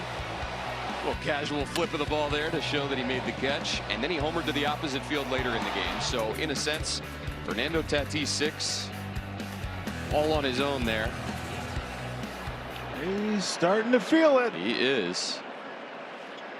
Padres beat the Mets last night. Mets answered tonight with a 4-2 victory, but San Diego still holding that final wild card spot in the National League.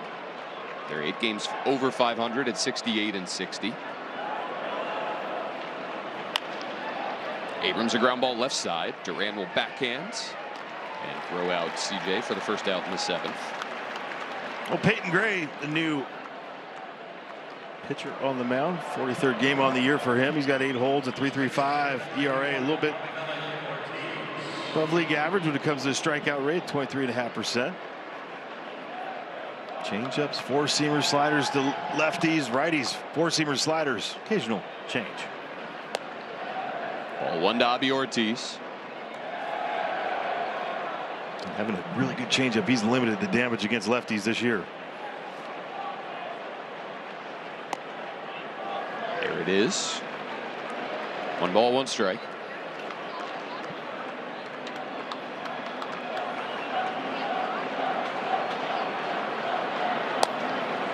I feel like Tatis showing all that emotion last night. You could tell he was so fired up when he robbed that grand slam. It's that time of year where teams that are in the playoff hunt, it seems to me, Franny, that guys can really start to feel it. I'm curious, when you were in playoff runs, at what point in a long season did you really start to feel the emotion of a playoff push?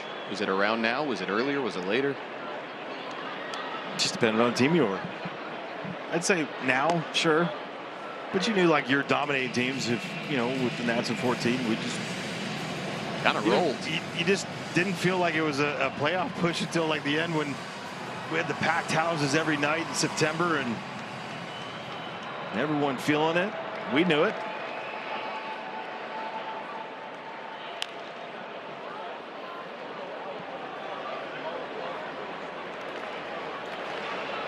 Count remains 3-2 to Ortiz as Will Dion starts the throw. Cavalli's at 84 pitches through his 6 scoreless. Yeah, with no days off and the lengthy one the last time. I don't know how far they want to push him. I want at least one more. That's just me. That's the stuff that you have to wrestle with all the time, is figure out how fresh we can keep these guys to keep the run, and Cade at his best.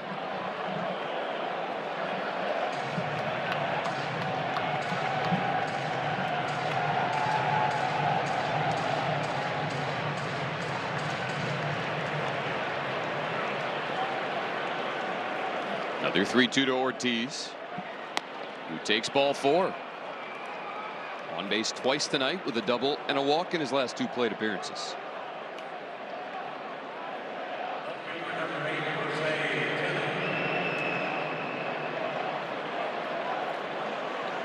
Brings up Jose Tena, who's also been on twice.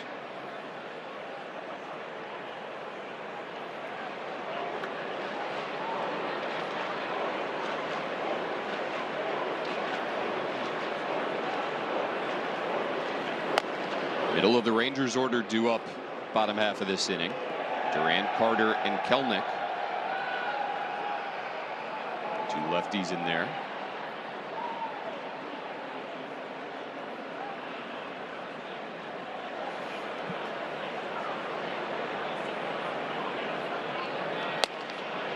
Fastball misses up, 2-0. So done in those good spots. Now he will throw 2-0 changeups to lefties.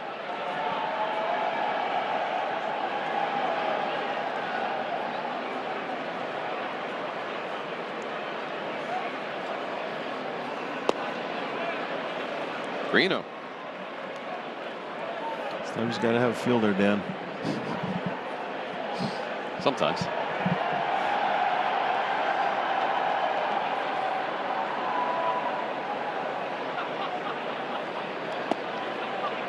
And that one misses low as well. A 4-pitch walk to Tena. Back-to-back free passes drawn by the Nats. And we don't typically see Cade Cavalli hanging out in the dugout in between half innings when he's still in the ball game, and certainly not talking to his teammates as he currently is. Very well might be done. Yeah, usually he's in the tunnel by now. Yep.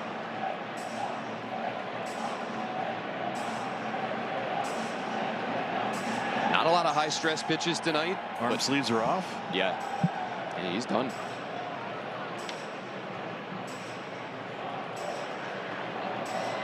Make it 8 consecutive quality starts for Cavalli, assuming that he does not retake the mound in the 7th.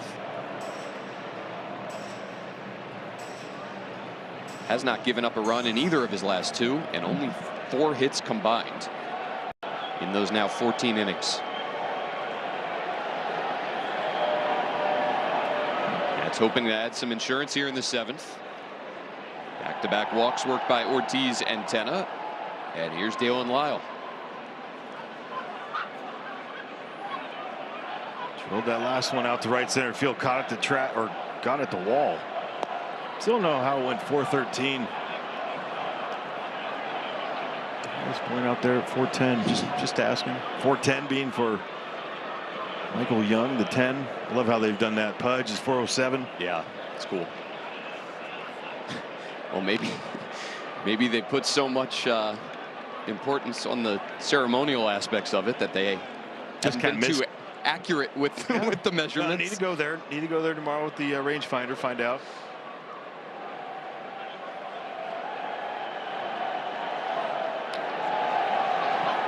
Calling a strike to Lyle.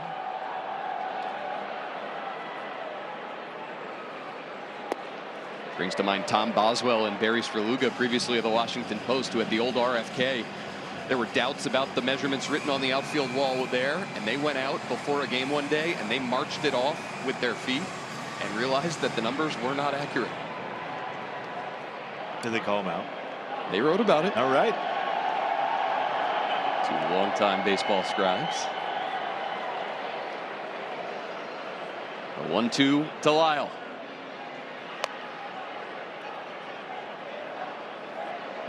Well, Franny, you referenced this earlier. Dalen Lyle has been a night owl this season. Most home runs that have all come at night for a player in a single season. 5th most ever in the National League. Down to first for Jock Peterson. 2 down with both base runners moving up. It's one of those things that might be a little fluky. That's fluky.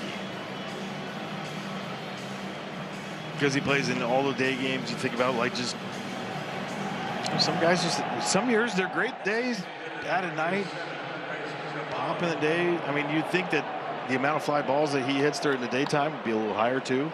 Elevate to celebrate in those days and they go. Just not the case.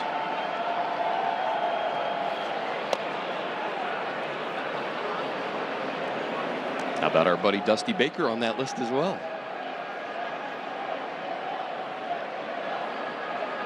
I think people forget because of his long managerial career how good of a player he was. I mean, the whole thing, the whole perspective of how good of a player, manager, all that combined, it was like he's a no doubt Hall of Famer. Gotta be. You would think and hope that it was cemented when he finally won a World Series as a manager with the Astros. 2 in scoring position for Chaparro, who takes ball 2. That's a really good take right there for him. Wants to hit, trying to get on something right here. He's got now what, 4 multi-hit games this year. Trying for his second 3+ hit game. Worked himself into some good hitters counts tonight. Crushed high and deep to left. Andres Chaparro, a no-doubter. When he hits them, they're not cheapies. And a 3-run bomb off his bat here in the 7th has doubled the Nationals' lead. Andres Chaparro, get after it. Is 7 of 8 homers on the road this year. 105 off the bat. 415 feet, and they are so loud.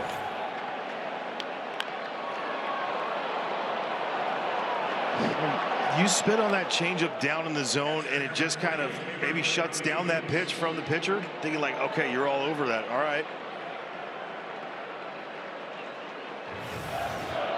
A 3-hit night for Chaparro tonight, all off right-handed pitchers.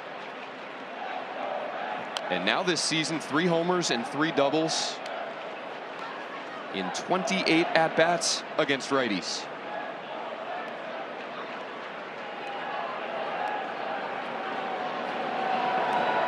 Maybe, like we saw with Curtis Mead, starting to earn himself some more playing time right on right. And they're looking for offense right now. It's hard not to.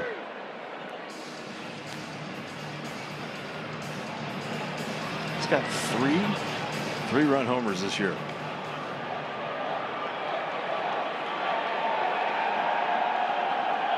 Came into the game 2nd in Major League Baseball in OPS since the All-Star break. We'll have to check those numbers tomorrow. Oh, it's elevate to celebrate time. Get a slider up in the zone and deliver. Get behind one, Andres Chaparro. You got 8 homers on the year. Bill Miller want to get a good look on that. Yeah, it's a homer. Boy, he's putting up a big number again. 6-0. Nationals.com/2027. Join the Nats community on Wednesday, August 26th for African American Heritage Night. Celebrate 50 years of Go-Go, DC's official music, the Go-Go Mobile Museum. Live music and a ballgame. Plus, get an exclusive Chocolate City jersey with a special ticket. Visit nationals.com/specials. What a night for Andres Chaparro. 3 for 4 with a double, a homer, 3 runs scored, and 3 runs driven in. He's giving the Nationals some insurance as we go to the bottom of the 7th. Cade Cavalli done after his 6th scoreless. And here's Will Dion, who's on a really impressive start to his Nationals career. And he did so the other day with that long outing, 4 1/3 innings. Saturday, 64 pitches, faced 14 batters. Came in after Brad Lord couldn't make it out of the 1st inning at New York. Straight over the top. Like there's certain guys you look at, like Alex Vesia with the Los Angeles Dodgers, lefty, a little bit different look, but straight over the top. High ride fastball on that. We've seen 22s on the vertical induced break. I mean that's well above league average. It's right around 16 and a half. You get 22. I mean, guys are feeling like they have to jump to get that ball, and it's the middle part of the plate. You got that good changeup.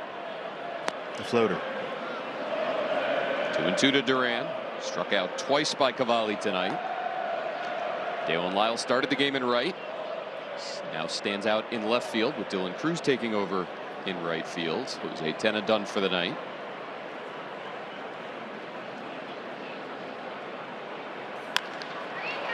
Well out to short. Abrams gets behind it. Throws out Duran for the 1st out. Nice job by CJ right there. Hard hit ball. Get your feet moving. Get that momentum going towards first.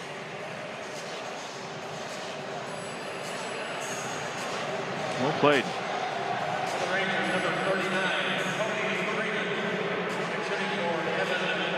Got a pinch hitter here for the Rangers. Cody Freeman will bat for Evan Carter.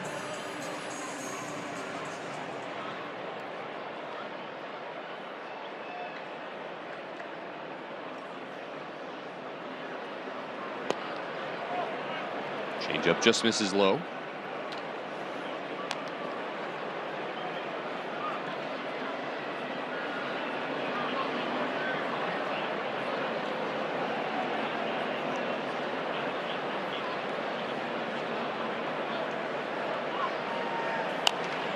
Popped him up.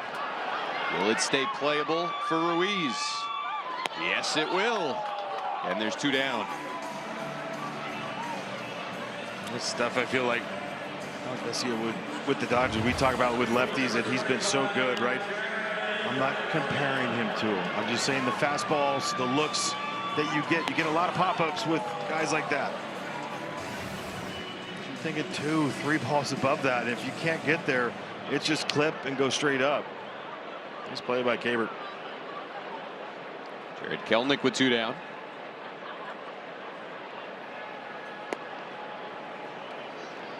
Prior to this battle with Kelenic, Will Dion has faced 28 hitters in a Nationals uniform. Only 3 have reached base.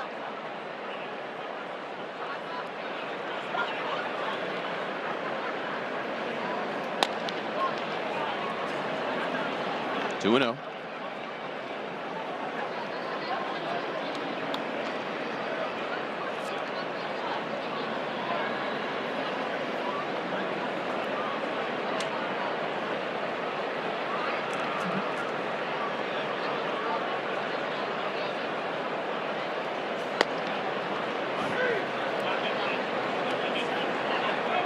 Got his first major league win 2 appearances ago in that game against the Reds.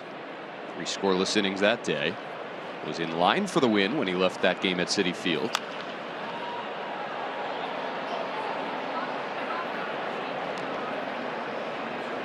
Visuals on that fastball down, like the one he took. He's probably thinking that ball's in the dirt. Just how it comes out of his hand, stays on plane, and just looks like it just hover balls at the bottom of the zone. That one missing up. Count goes full.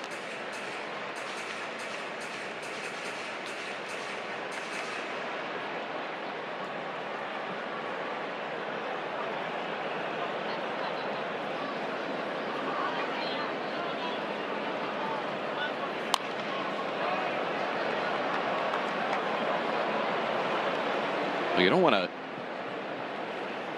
oversell it, but Cade Cavalli, when the Nationals have needed him over the last few weeks, has delivered it. Call it whatever you want. Stopper,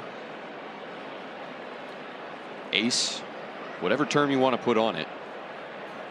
Cade Cavalli has gotten the job done, and now Will Dion following suit. A 1-2-3 frame in the 7th, including a strikeout of Kelnick. Will Dion keeps on trucking. And the Nats up 6-0 through 7 in Texas tonight. Have a great day. Join us at the ballpark on Saturday, August 29th, as the Nats face the Marlins. Plus, celebrate number 29 with the James Wood bobblehead. Don't miss the party. Head to nationals.com/promos.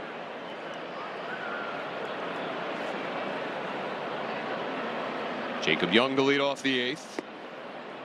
Takes ball 1 from the left-hander Jordan Montgomery back here in Texas. The 3rd game.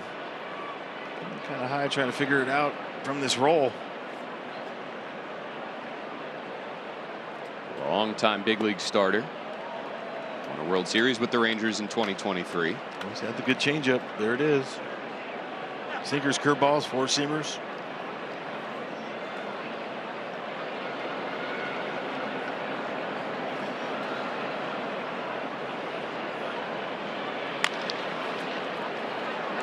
Three hops out to Seager, backhands, and fires right on the money. Some defensive changes for the Rangers here in the 8th. Freeman stays in the game to play third base. That moves Ezekiel Duran out to left, and he bumps Jared Kelnick to center.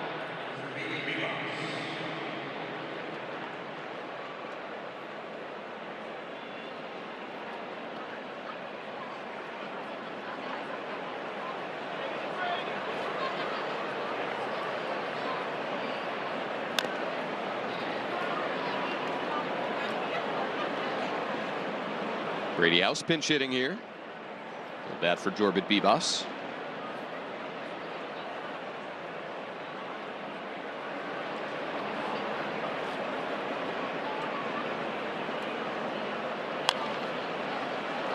Been a tough last few years for Jordan Montgomery. Won that World Series with the Rangers. Didn't get the free agent offers that he was looking for that following offseason. Ended up signing a 1-year, $25 million contract with the Diamondbacks late into spring training in 24.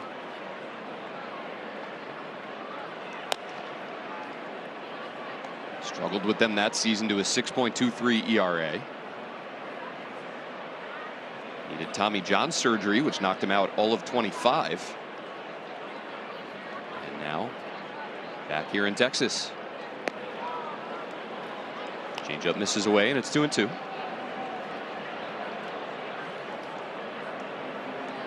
It's tough. Sometimes that assumption that teams are going to go after you, especially after such a great run in the postseason,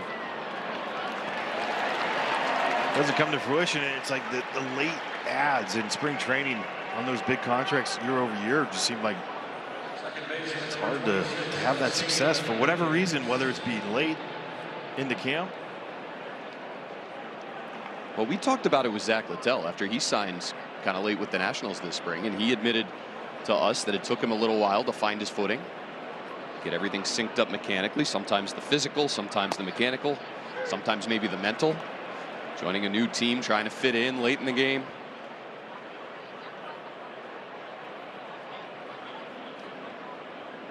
We see Nunez bats with 2 down.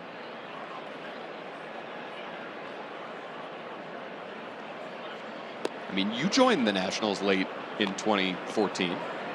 Yeah, but I was already in camp all year, so it's not like you're just moving teams. That's different.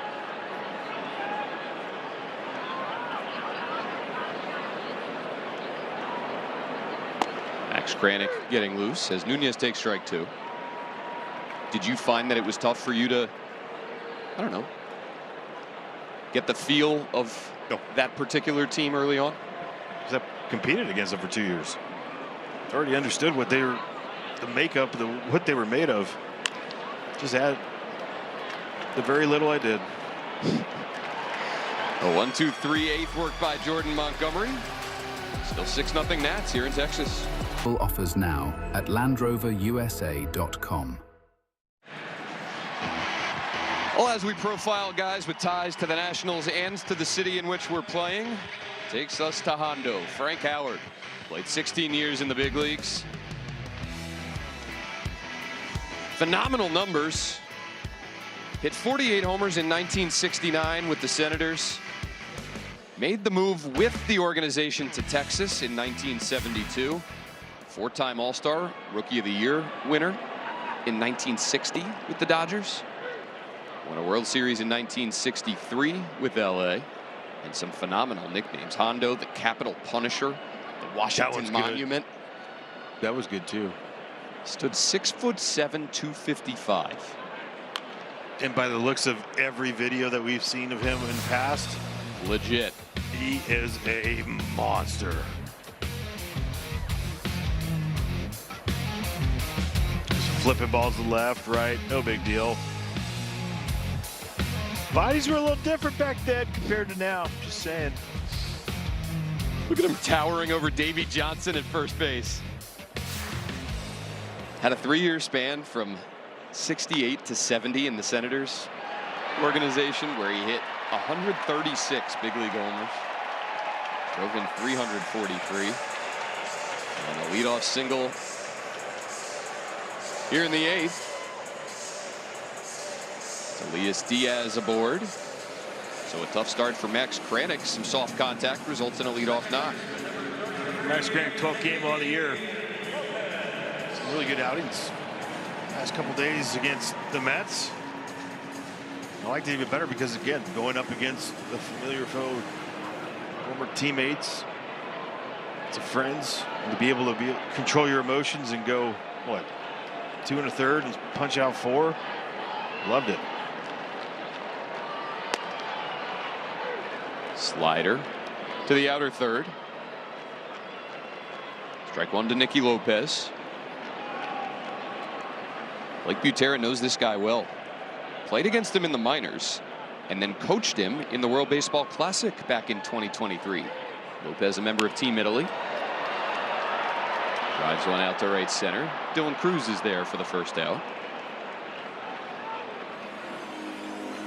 Like saying yesterday, it's been cool over the course of this season as he makes his way from one city to another. The Nationals playing different teams throughout the course of the season, obviously getting to catch up with guys that he used to manage in the minor leagues, that he developed in the Rays system, that he played against, that he coached against.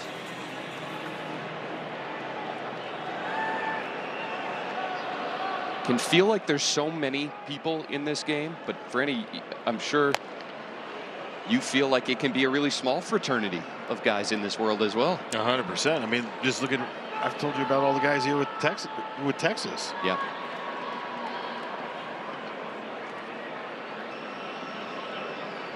Bobby Wilson back in his old stomping grounds. Good curveball there by Kranick. Close, and Keibert Ruiz wants to challenge. Let's have 2 remaining here in the 8th inning, so why not fire? It's an ABS challenge powered by T-Mobile. There you go, Keibert. Pitch was a strike. 2 remaining challenges. Looked a little sheepish there, even though he got it right. Yeah, but more importantly, he was confident in that moment. He saved him. Bill Miller really didn't have to help a whole lot today for Kay Cavalli. A lot of borderline ones that he called.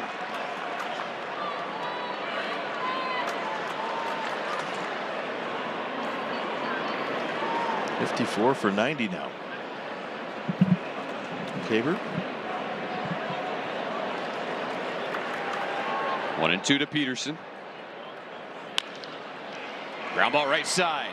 Laying out for it is Ortiz, and he'll take it to the bag himself.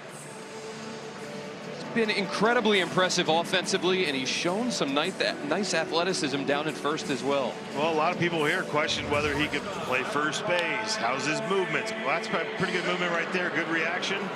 Don't force it. Get outs. That's what we're doing right here late in the game.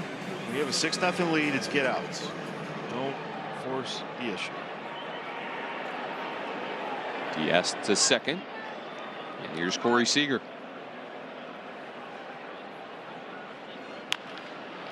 Another one for Ortiz. Doesn't have to leave his feet on this one. Taps the bag, and Max Kranick another scoreless inning. Nationals up 6-0 as we go to the ninth. Years. Protect what works. Pass the Pro Codes Act.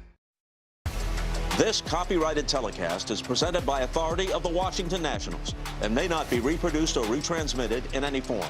And the accounts and descriptions of this game may not be disseminated without the express written consent of the Washington Nationals. Thank you, Bob. All Nats tonight. 6 runs on 9 hits. Cade Cavalli was excellent.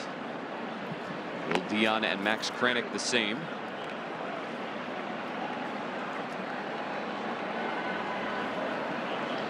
It'll be Abrams, Ortiz, and Cruz for the Nationals here, top 9.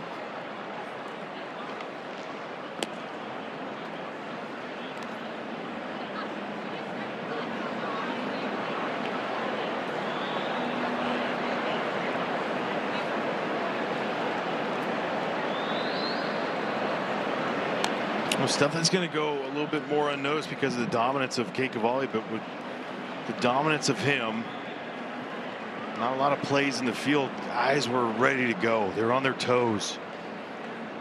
Made some quality plays behind him. The diving play by CJ up the middle, going to his left, and just not having a ton to go with. And to me, it's hard to do when it's strikeout, strikeout, strikeout. It's easy to get back on your heels, but the tempo that Cade has been working with is just, it's dialed in. So many guys.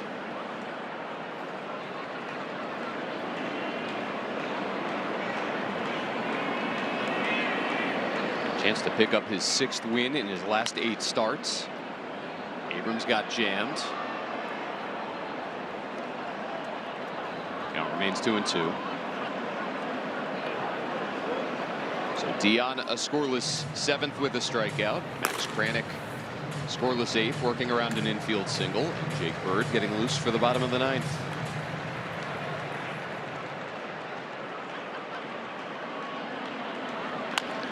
Nice. Abrams goes the other way. He's going to make a turnaround first and head for second, testing the arm of Duran. Doesn't slide. Tag applied by Lopez. That didn't feel great for him. Abrams in with a leadoff double here in the 9th. Say my bad. He was going in there easy, right? What he thought, and no slide. Texas is challenging the safe call at second base. Ooh.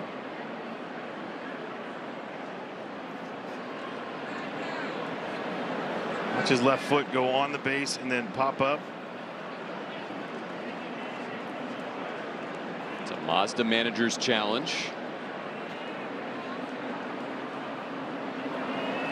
Oh, oof.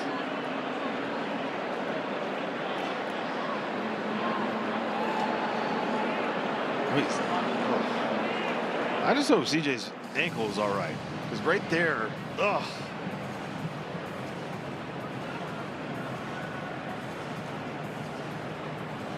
I have a feeling this could be a long one for the replay room.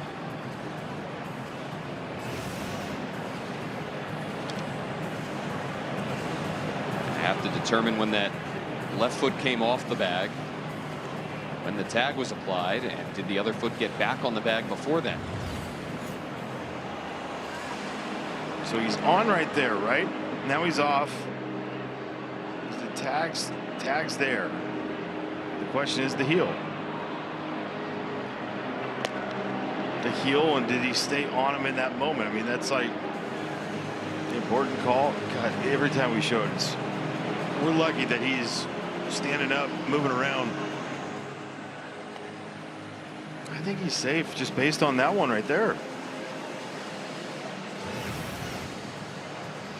I certainly don't see enough to overturn. After review, the call in the field stands. The runner is safe. Texas will lose their challenge. So Abrams checks in, turns an 0 for 4 into a 1 for 5.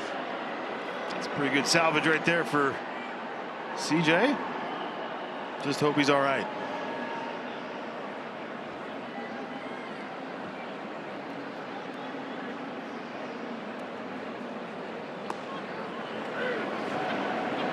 Javi Ortiz stays in to face the lefty. On base twice tonight, a double in the 5th, a walk in the 7th.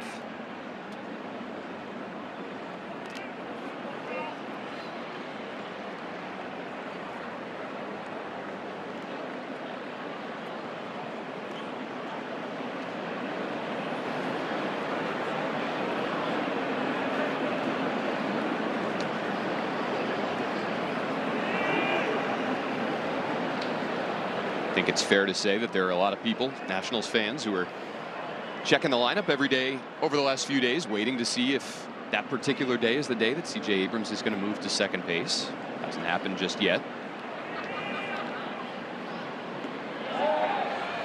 Ortiz tried to keep his barrel back, couldn't do so. And he's a strikeout victim here in the 9th.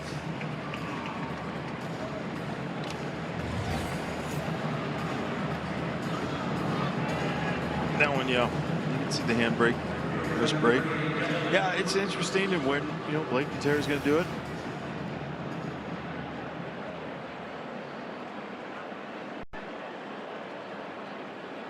He's the designated hitter for the Nationals yesterday.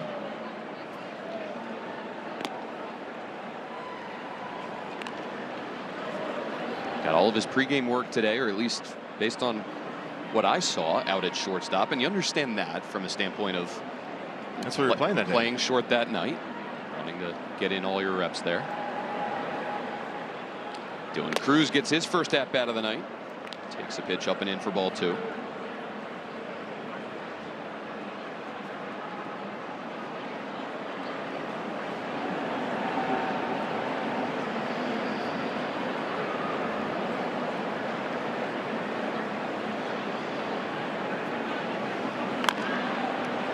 Foul. Getting a lot better places right now as far as in his swing.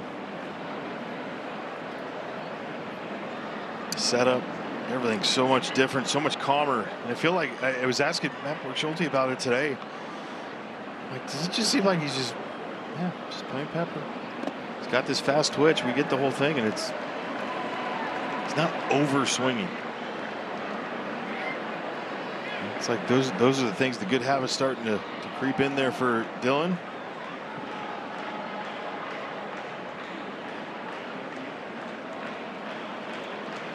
Montgomery's gotten his way back into this count, 2-2. Cruz a fly ball out to shallow center. 2 down, top 9.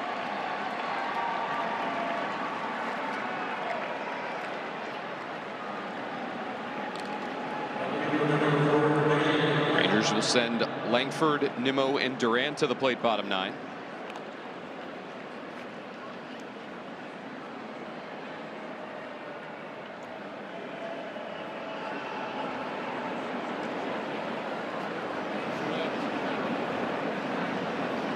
Dylan Lyle hoping to do what Abrams did and turn an 0 for 4 into a 1 for 5. Takes the slider for ball 1.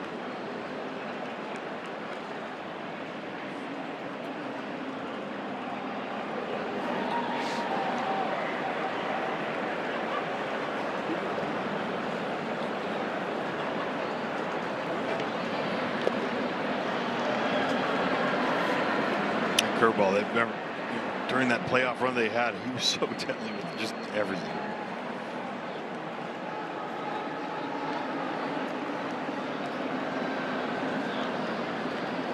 And it wasn't like it was overpowering with crazy like 96, 98. No, it was just 90, 94.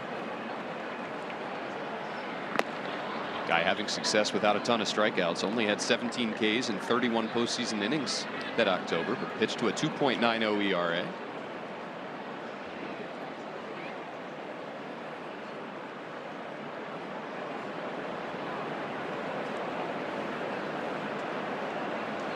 The 2-1 to Lyle. Taken for strike 2.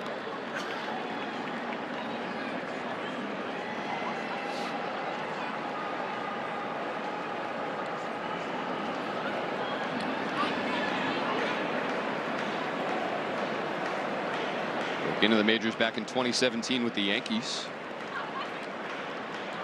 6 years with them. And he strikes out Lyle to strand a man in scoring position. The lead is 6 to the bottom of the 9th. And here comes Jake Bird to try and... Rated E for everyone.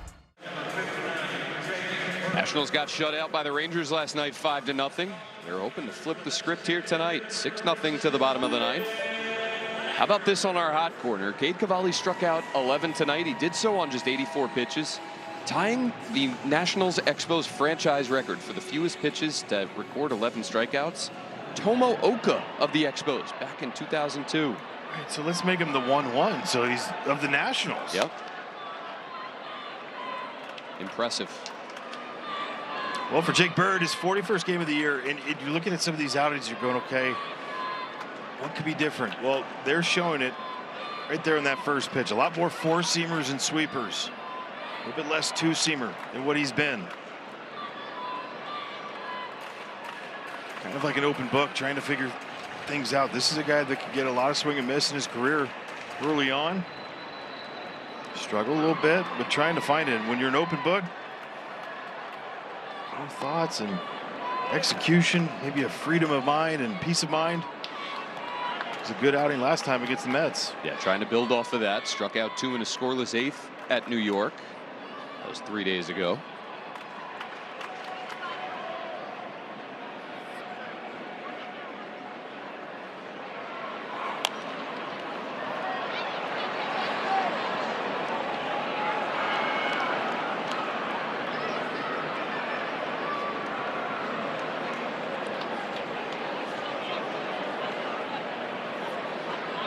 Langford to be followed by Nimmo and Duran here in the 9th.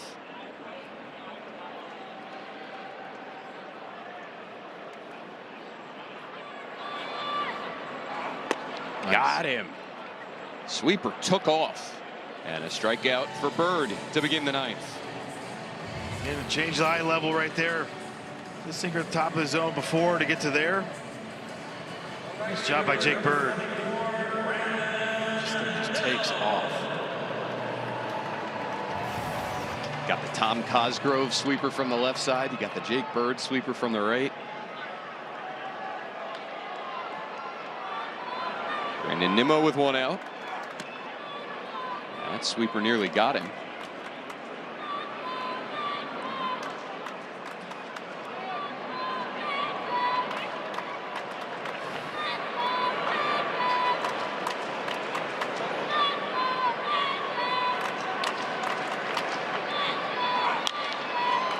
Popped up left side. Beautiful. Dalen Lyle under it. And there's 2 down here in the 9th. Nationals 1 out away from evening this series, setting up a rubber game tomorrow. And 1 out away from just the 3rd instance in the Expos Nationals franchise history where they've been shut out by 5 or more runs one day and then shut out their opponent by 5 or more runs the next day. Hasn't happened before in Nationals history, last time with the Expos in 2001.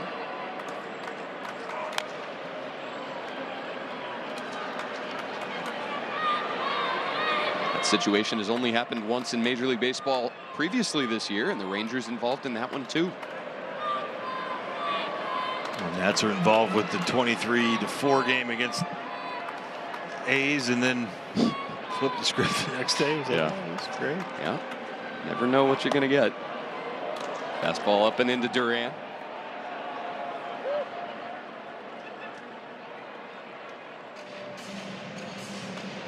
Nats looking to snap their 4-game skid.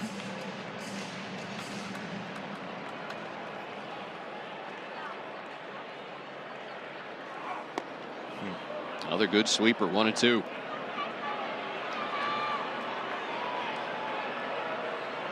Love it. Love it. Keep going for Jake Bird right now.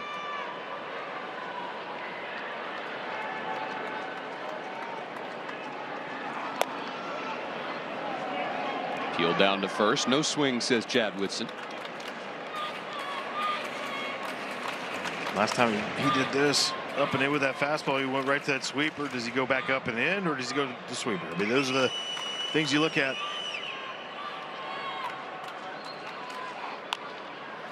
Popped him up. Right side of the infield for Nasim Nunez. And the Nationals shut out the Rangers here tonight. They bounced back after a 5-0 loss here last night. 6-0 Washington, our final score tonight. Cade Cavalli, his 8th consecutive quality start.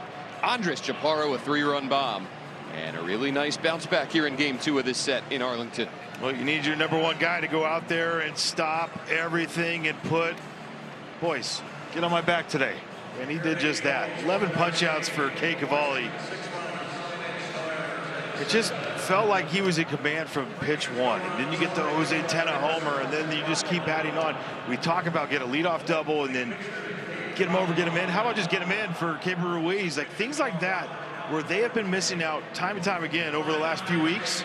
They executed well tonight. They kept adding.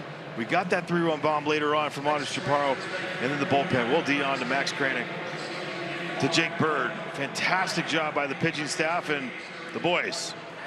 Take a deep breath. You got to win. Cade Cavalli, 8 scoreless his last time out with just 1 hit surrendered. Tonight, 6 scoreless with just 3 hits allowed. It's been on a heater. It's reached another level over the last couple weeks. Picks up his 11th victory of the season. ERA for the year down to 3.22. And all smiles from Andres Chaparro. Andres Chaparro, the 2nd time this year with a 3+ hit game. How about starting it off with a rocket down the left field line? Laid off a changeup to get something down there. Hey, how about a slider up and in? You could admire. Bill Miller wanted to get a better look. He even wanted to go there. And a great job by him. His 3 knocks and a little interview with Alexa Da downstairs. Yes, thank you, Franny. Here with Mauricio Ortiz and Andres Chaparro. A 3-hit night for you, Andres. Let's walk you through the home run first. 3-run home run. What did you see during that at-bat? Sí, ¿qué viste en ese turno, ese jonrón de 3 carreras? No, nada, bueno, estaba tratando de conseguir un buen picheo, algo arriba en la zona que pudiese hacerle daño y tratar de producir carreras para el equipo y dejó ese slider jangueado y gracias a Dios pude conectarlo de buena manera. Yeah, I mean, I was trying to look for a good pitch in the zone, especially high up in the strike zone. And I mean, at the end of the day, the goal at bat was to bring the runners in, and he let that slider hanging there, so it was my opportunity to get a good contact. It was your 4th home run of 415 or more feet. How are you able to do such damage? Look at that smile. Mira, en verdad no sabía de eso, no. Obviamente siempre que voy al home no estoy pensando en conectar un jonrón de máxima distancia. Solo quiero darle la bola duro y que sea un buen contacto, ¿no? Pero al final del día me hace muy feliz estar haciendo buen contacto y producir para el equipo. Yeah, I mean, every time I go up to an at-bat, I'm not thinking about how far, how long, how hard I'm going to hit it. I'm just trying to make good contact, hard contact with the ball. And, I mean, I just want to produce for this team. Andre, since the All-Star break, you have some of the top numbers in baseball across all of baseball. What does it mean to you to have so much success recently? No, bueno, en verdad yo creo que es el trabajo que hemos hecho durante todos los días, ¿no? Yo creo que el trabajo está dando sus resultados. También gracias a los coaches que me han ayudado, están ahí dándome consejos y apoyándome. Creo que ellos han hecho las cosas un poco más fácil desde la segunda mitad en adelante. Yeah, I mean, it's all the hard work that we as a team have put there individually and with the coaches. I mean, the coaches have been great help, great support to me. And I mean, since we came back from the All-Star break, everything has been great, and I'm just happy that the hard work is paying off. One last thing, what can you say about Cade Cavalli today with his 11 strikeouts? Cade está haciendo un trabajo increíble. Yo creo que cada vez que sale allí sabemos que tenemos que dar todo por él porque él da todo por nosotros, así que bastante emocionado por lo que ha venido haciendo durante toda la temporada y ojalá pueda continuar así por el resto de la temporada. I mean, he's doing a great job, incredible, insane whenever he takes the mound. And I mean, as a team, his defense, whenever we go out there, we try to do the best because I know he's trying to do the best for us to win. But just really happy for him, the way that everything has been going his way this season, and just really excited to what he can do. A huge home run, a 3-hit night for you, Andres. Congratulations. Thank you. Mauricio, Andres, thank you so much. Congratulations to Andres Chaparro. What an excellent night from him. We're going to wrap it all up as the Nationals shut out the Rangers 6-0 here in Game 2 of this series. Keber Ruiz will join us, and Kevin Franzen will help us describe exactly what Cade Cavalli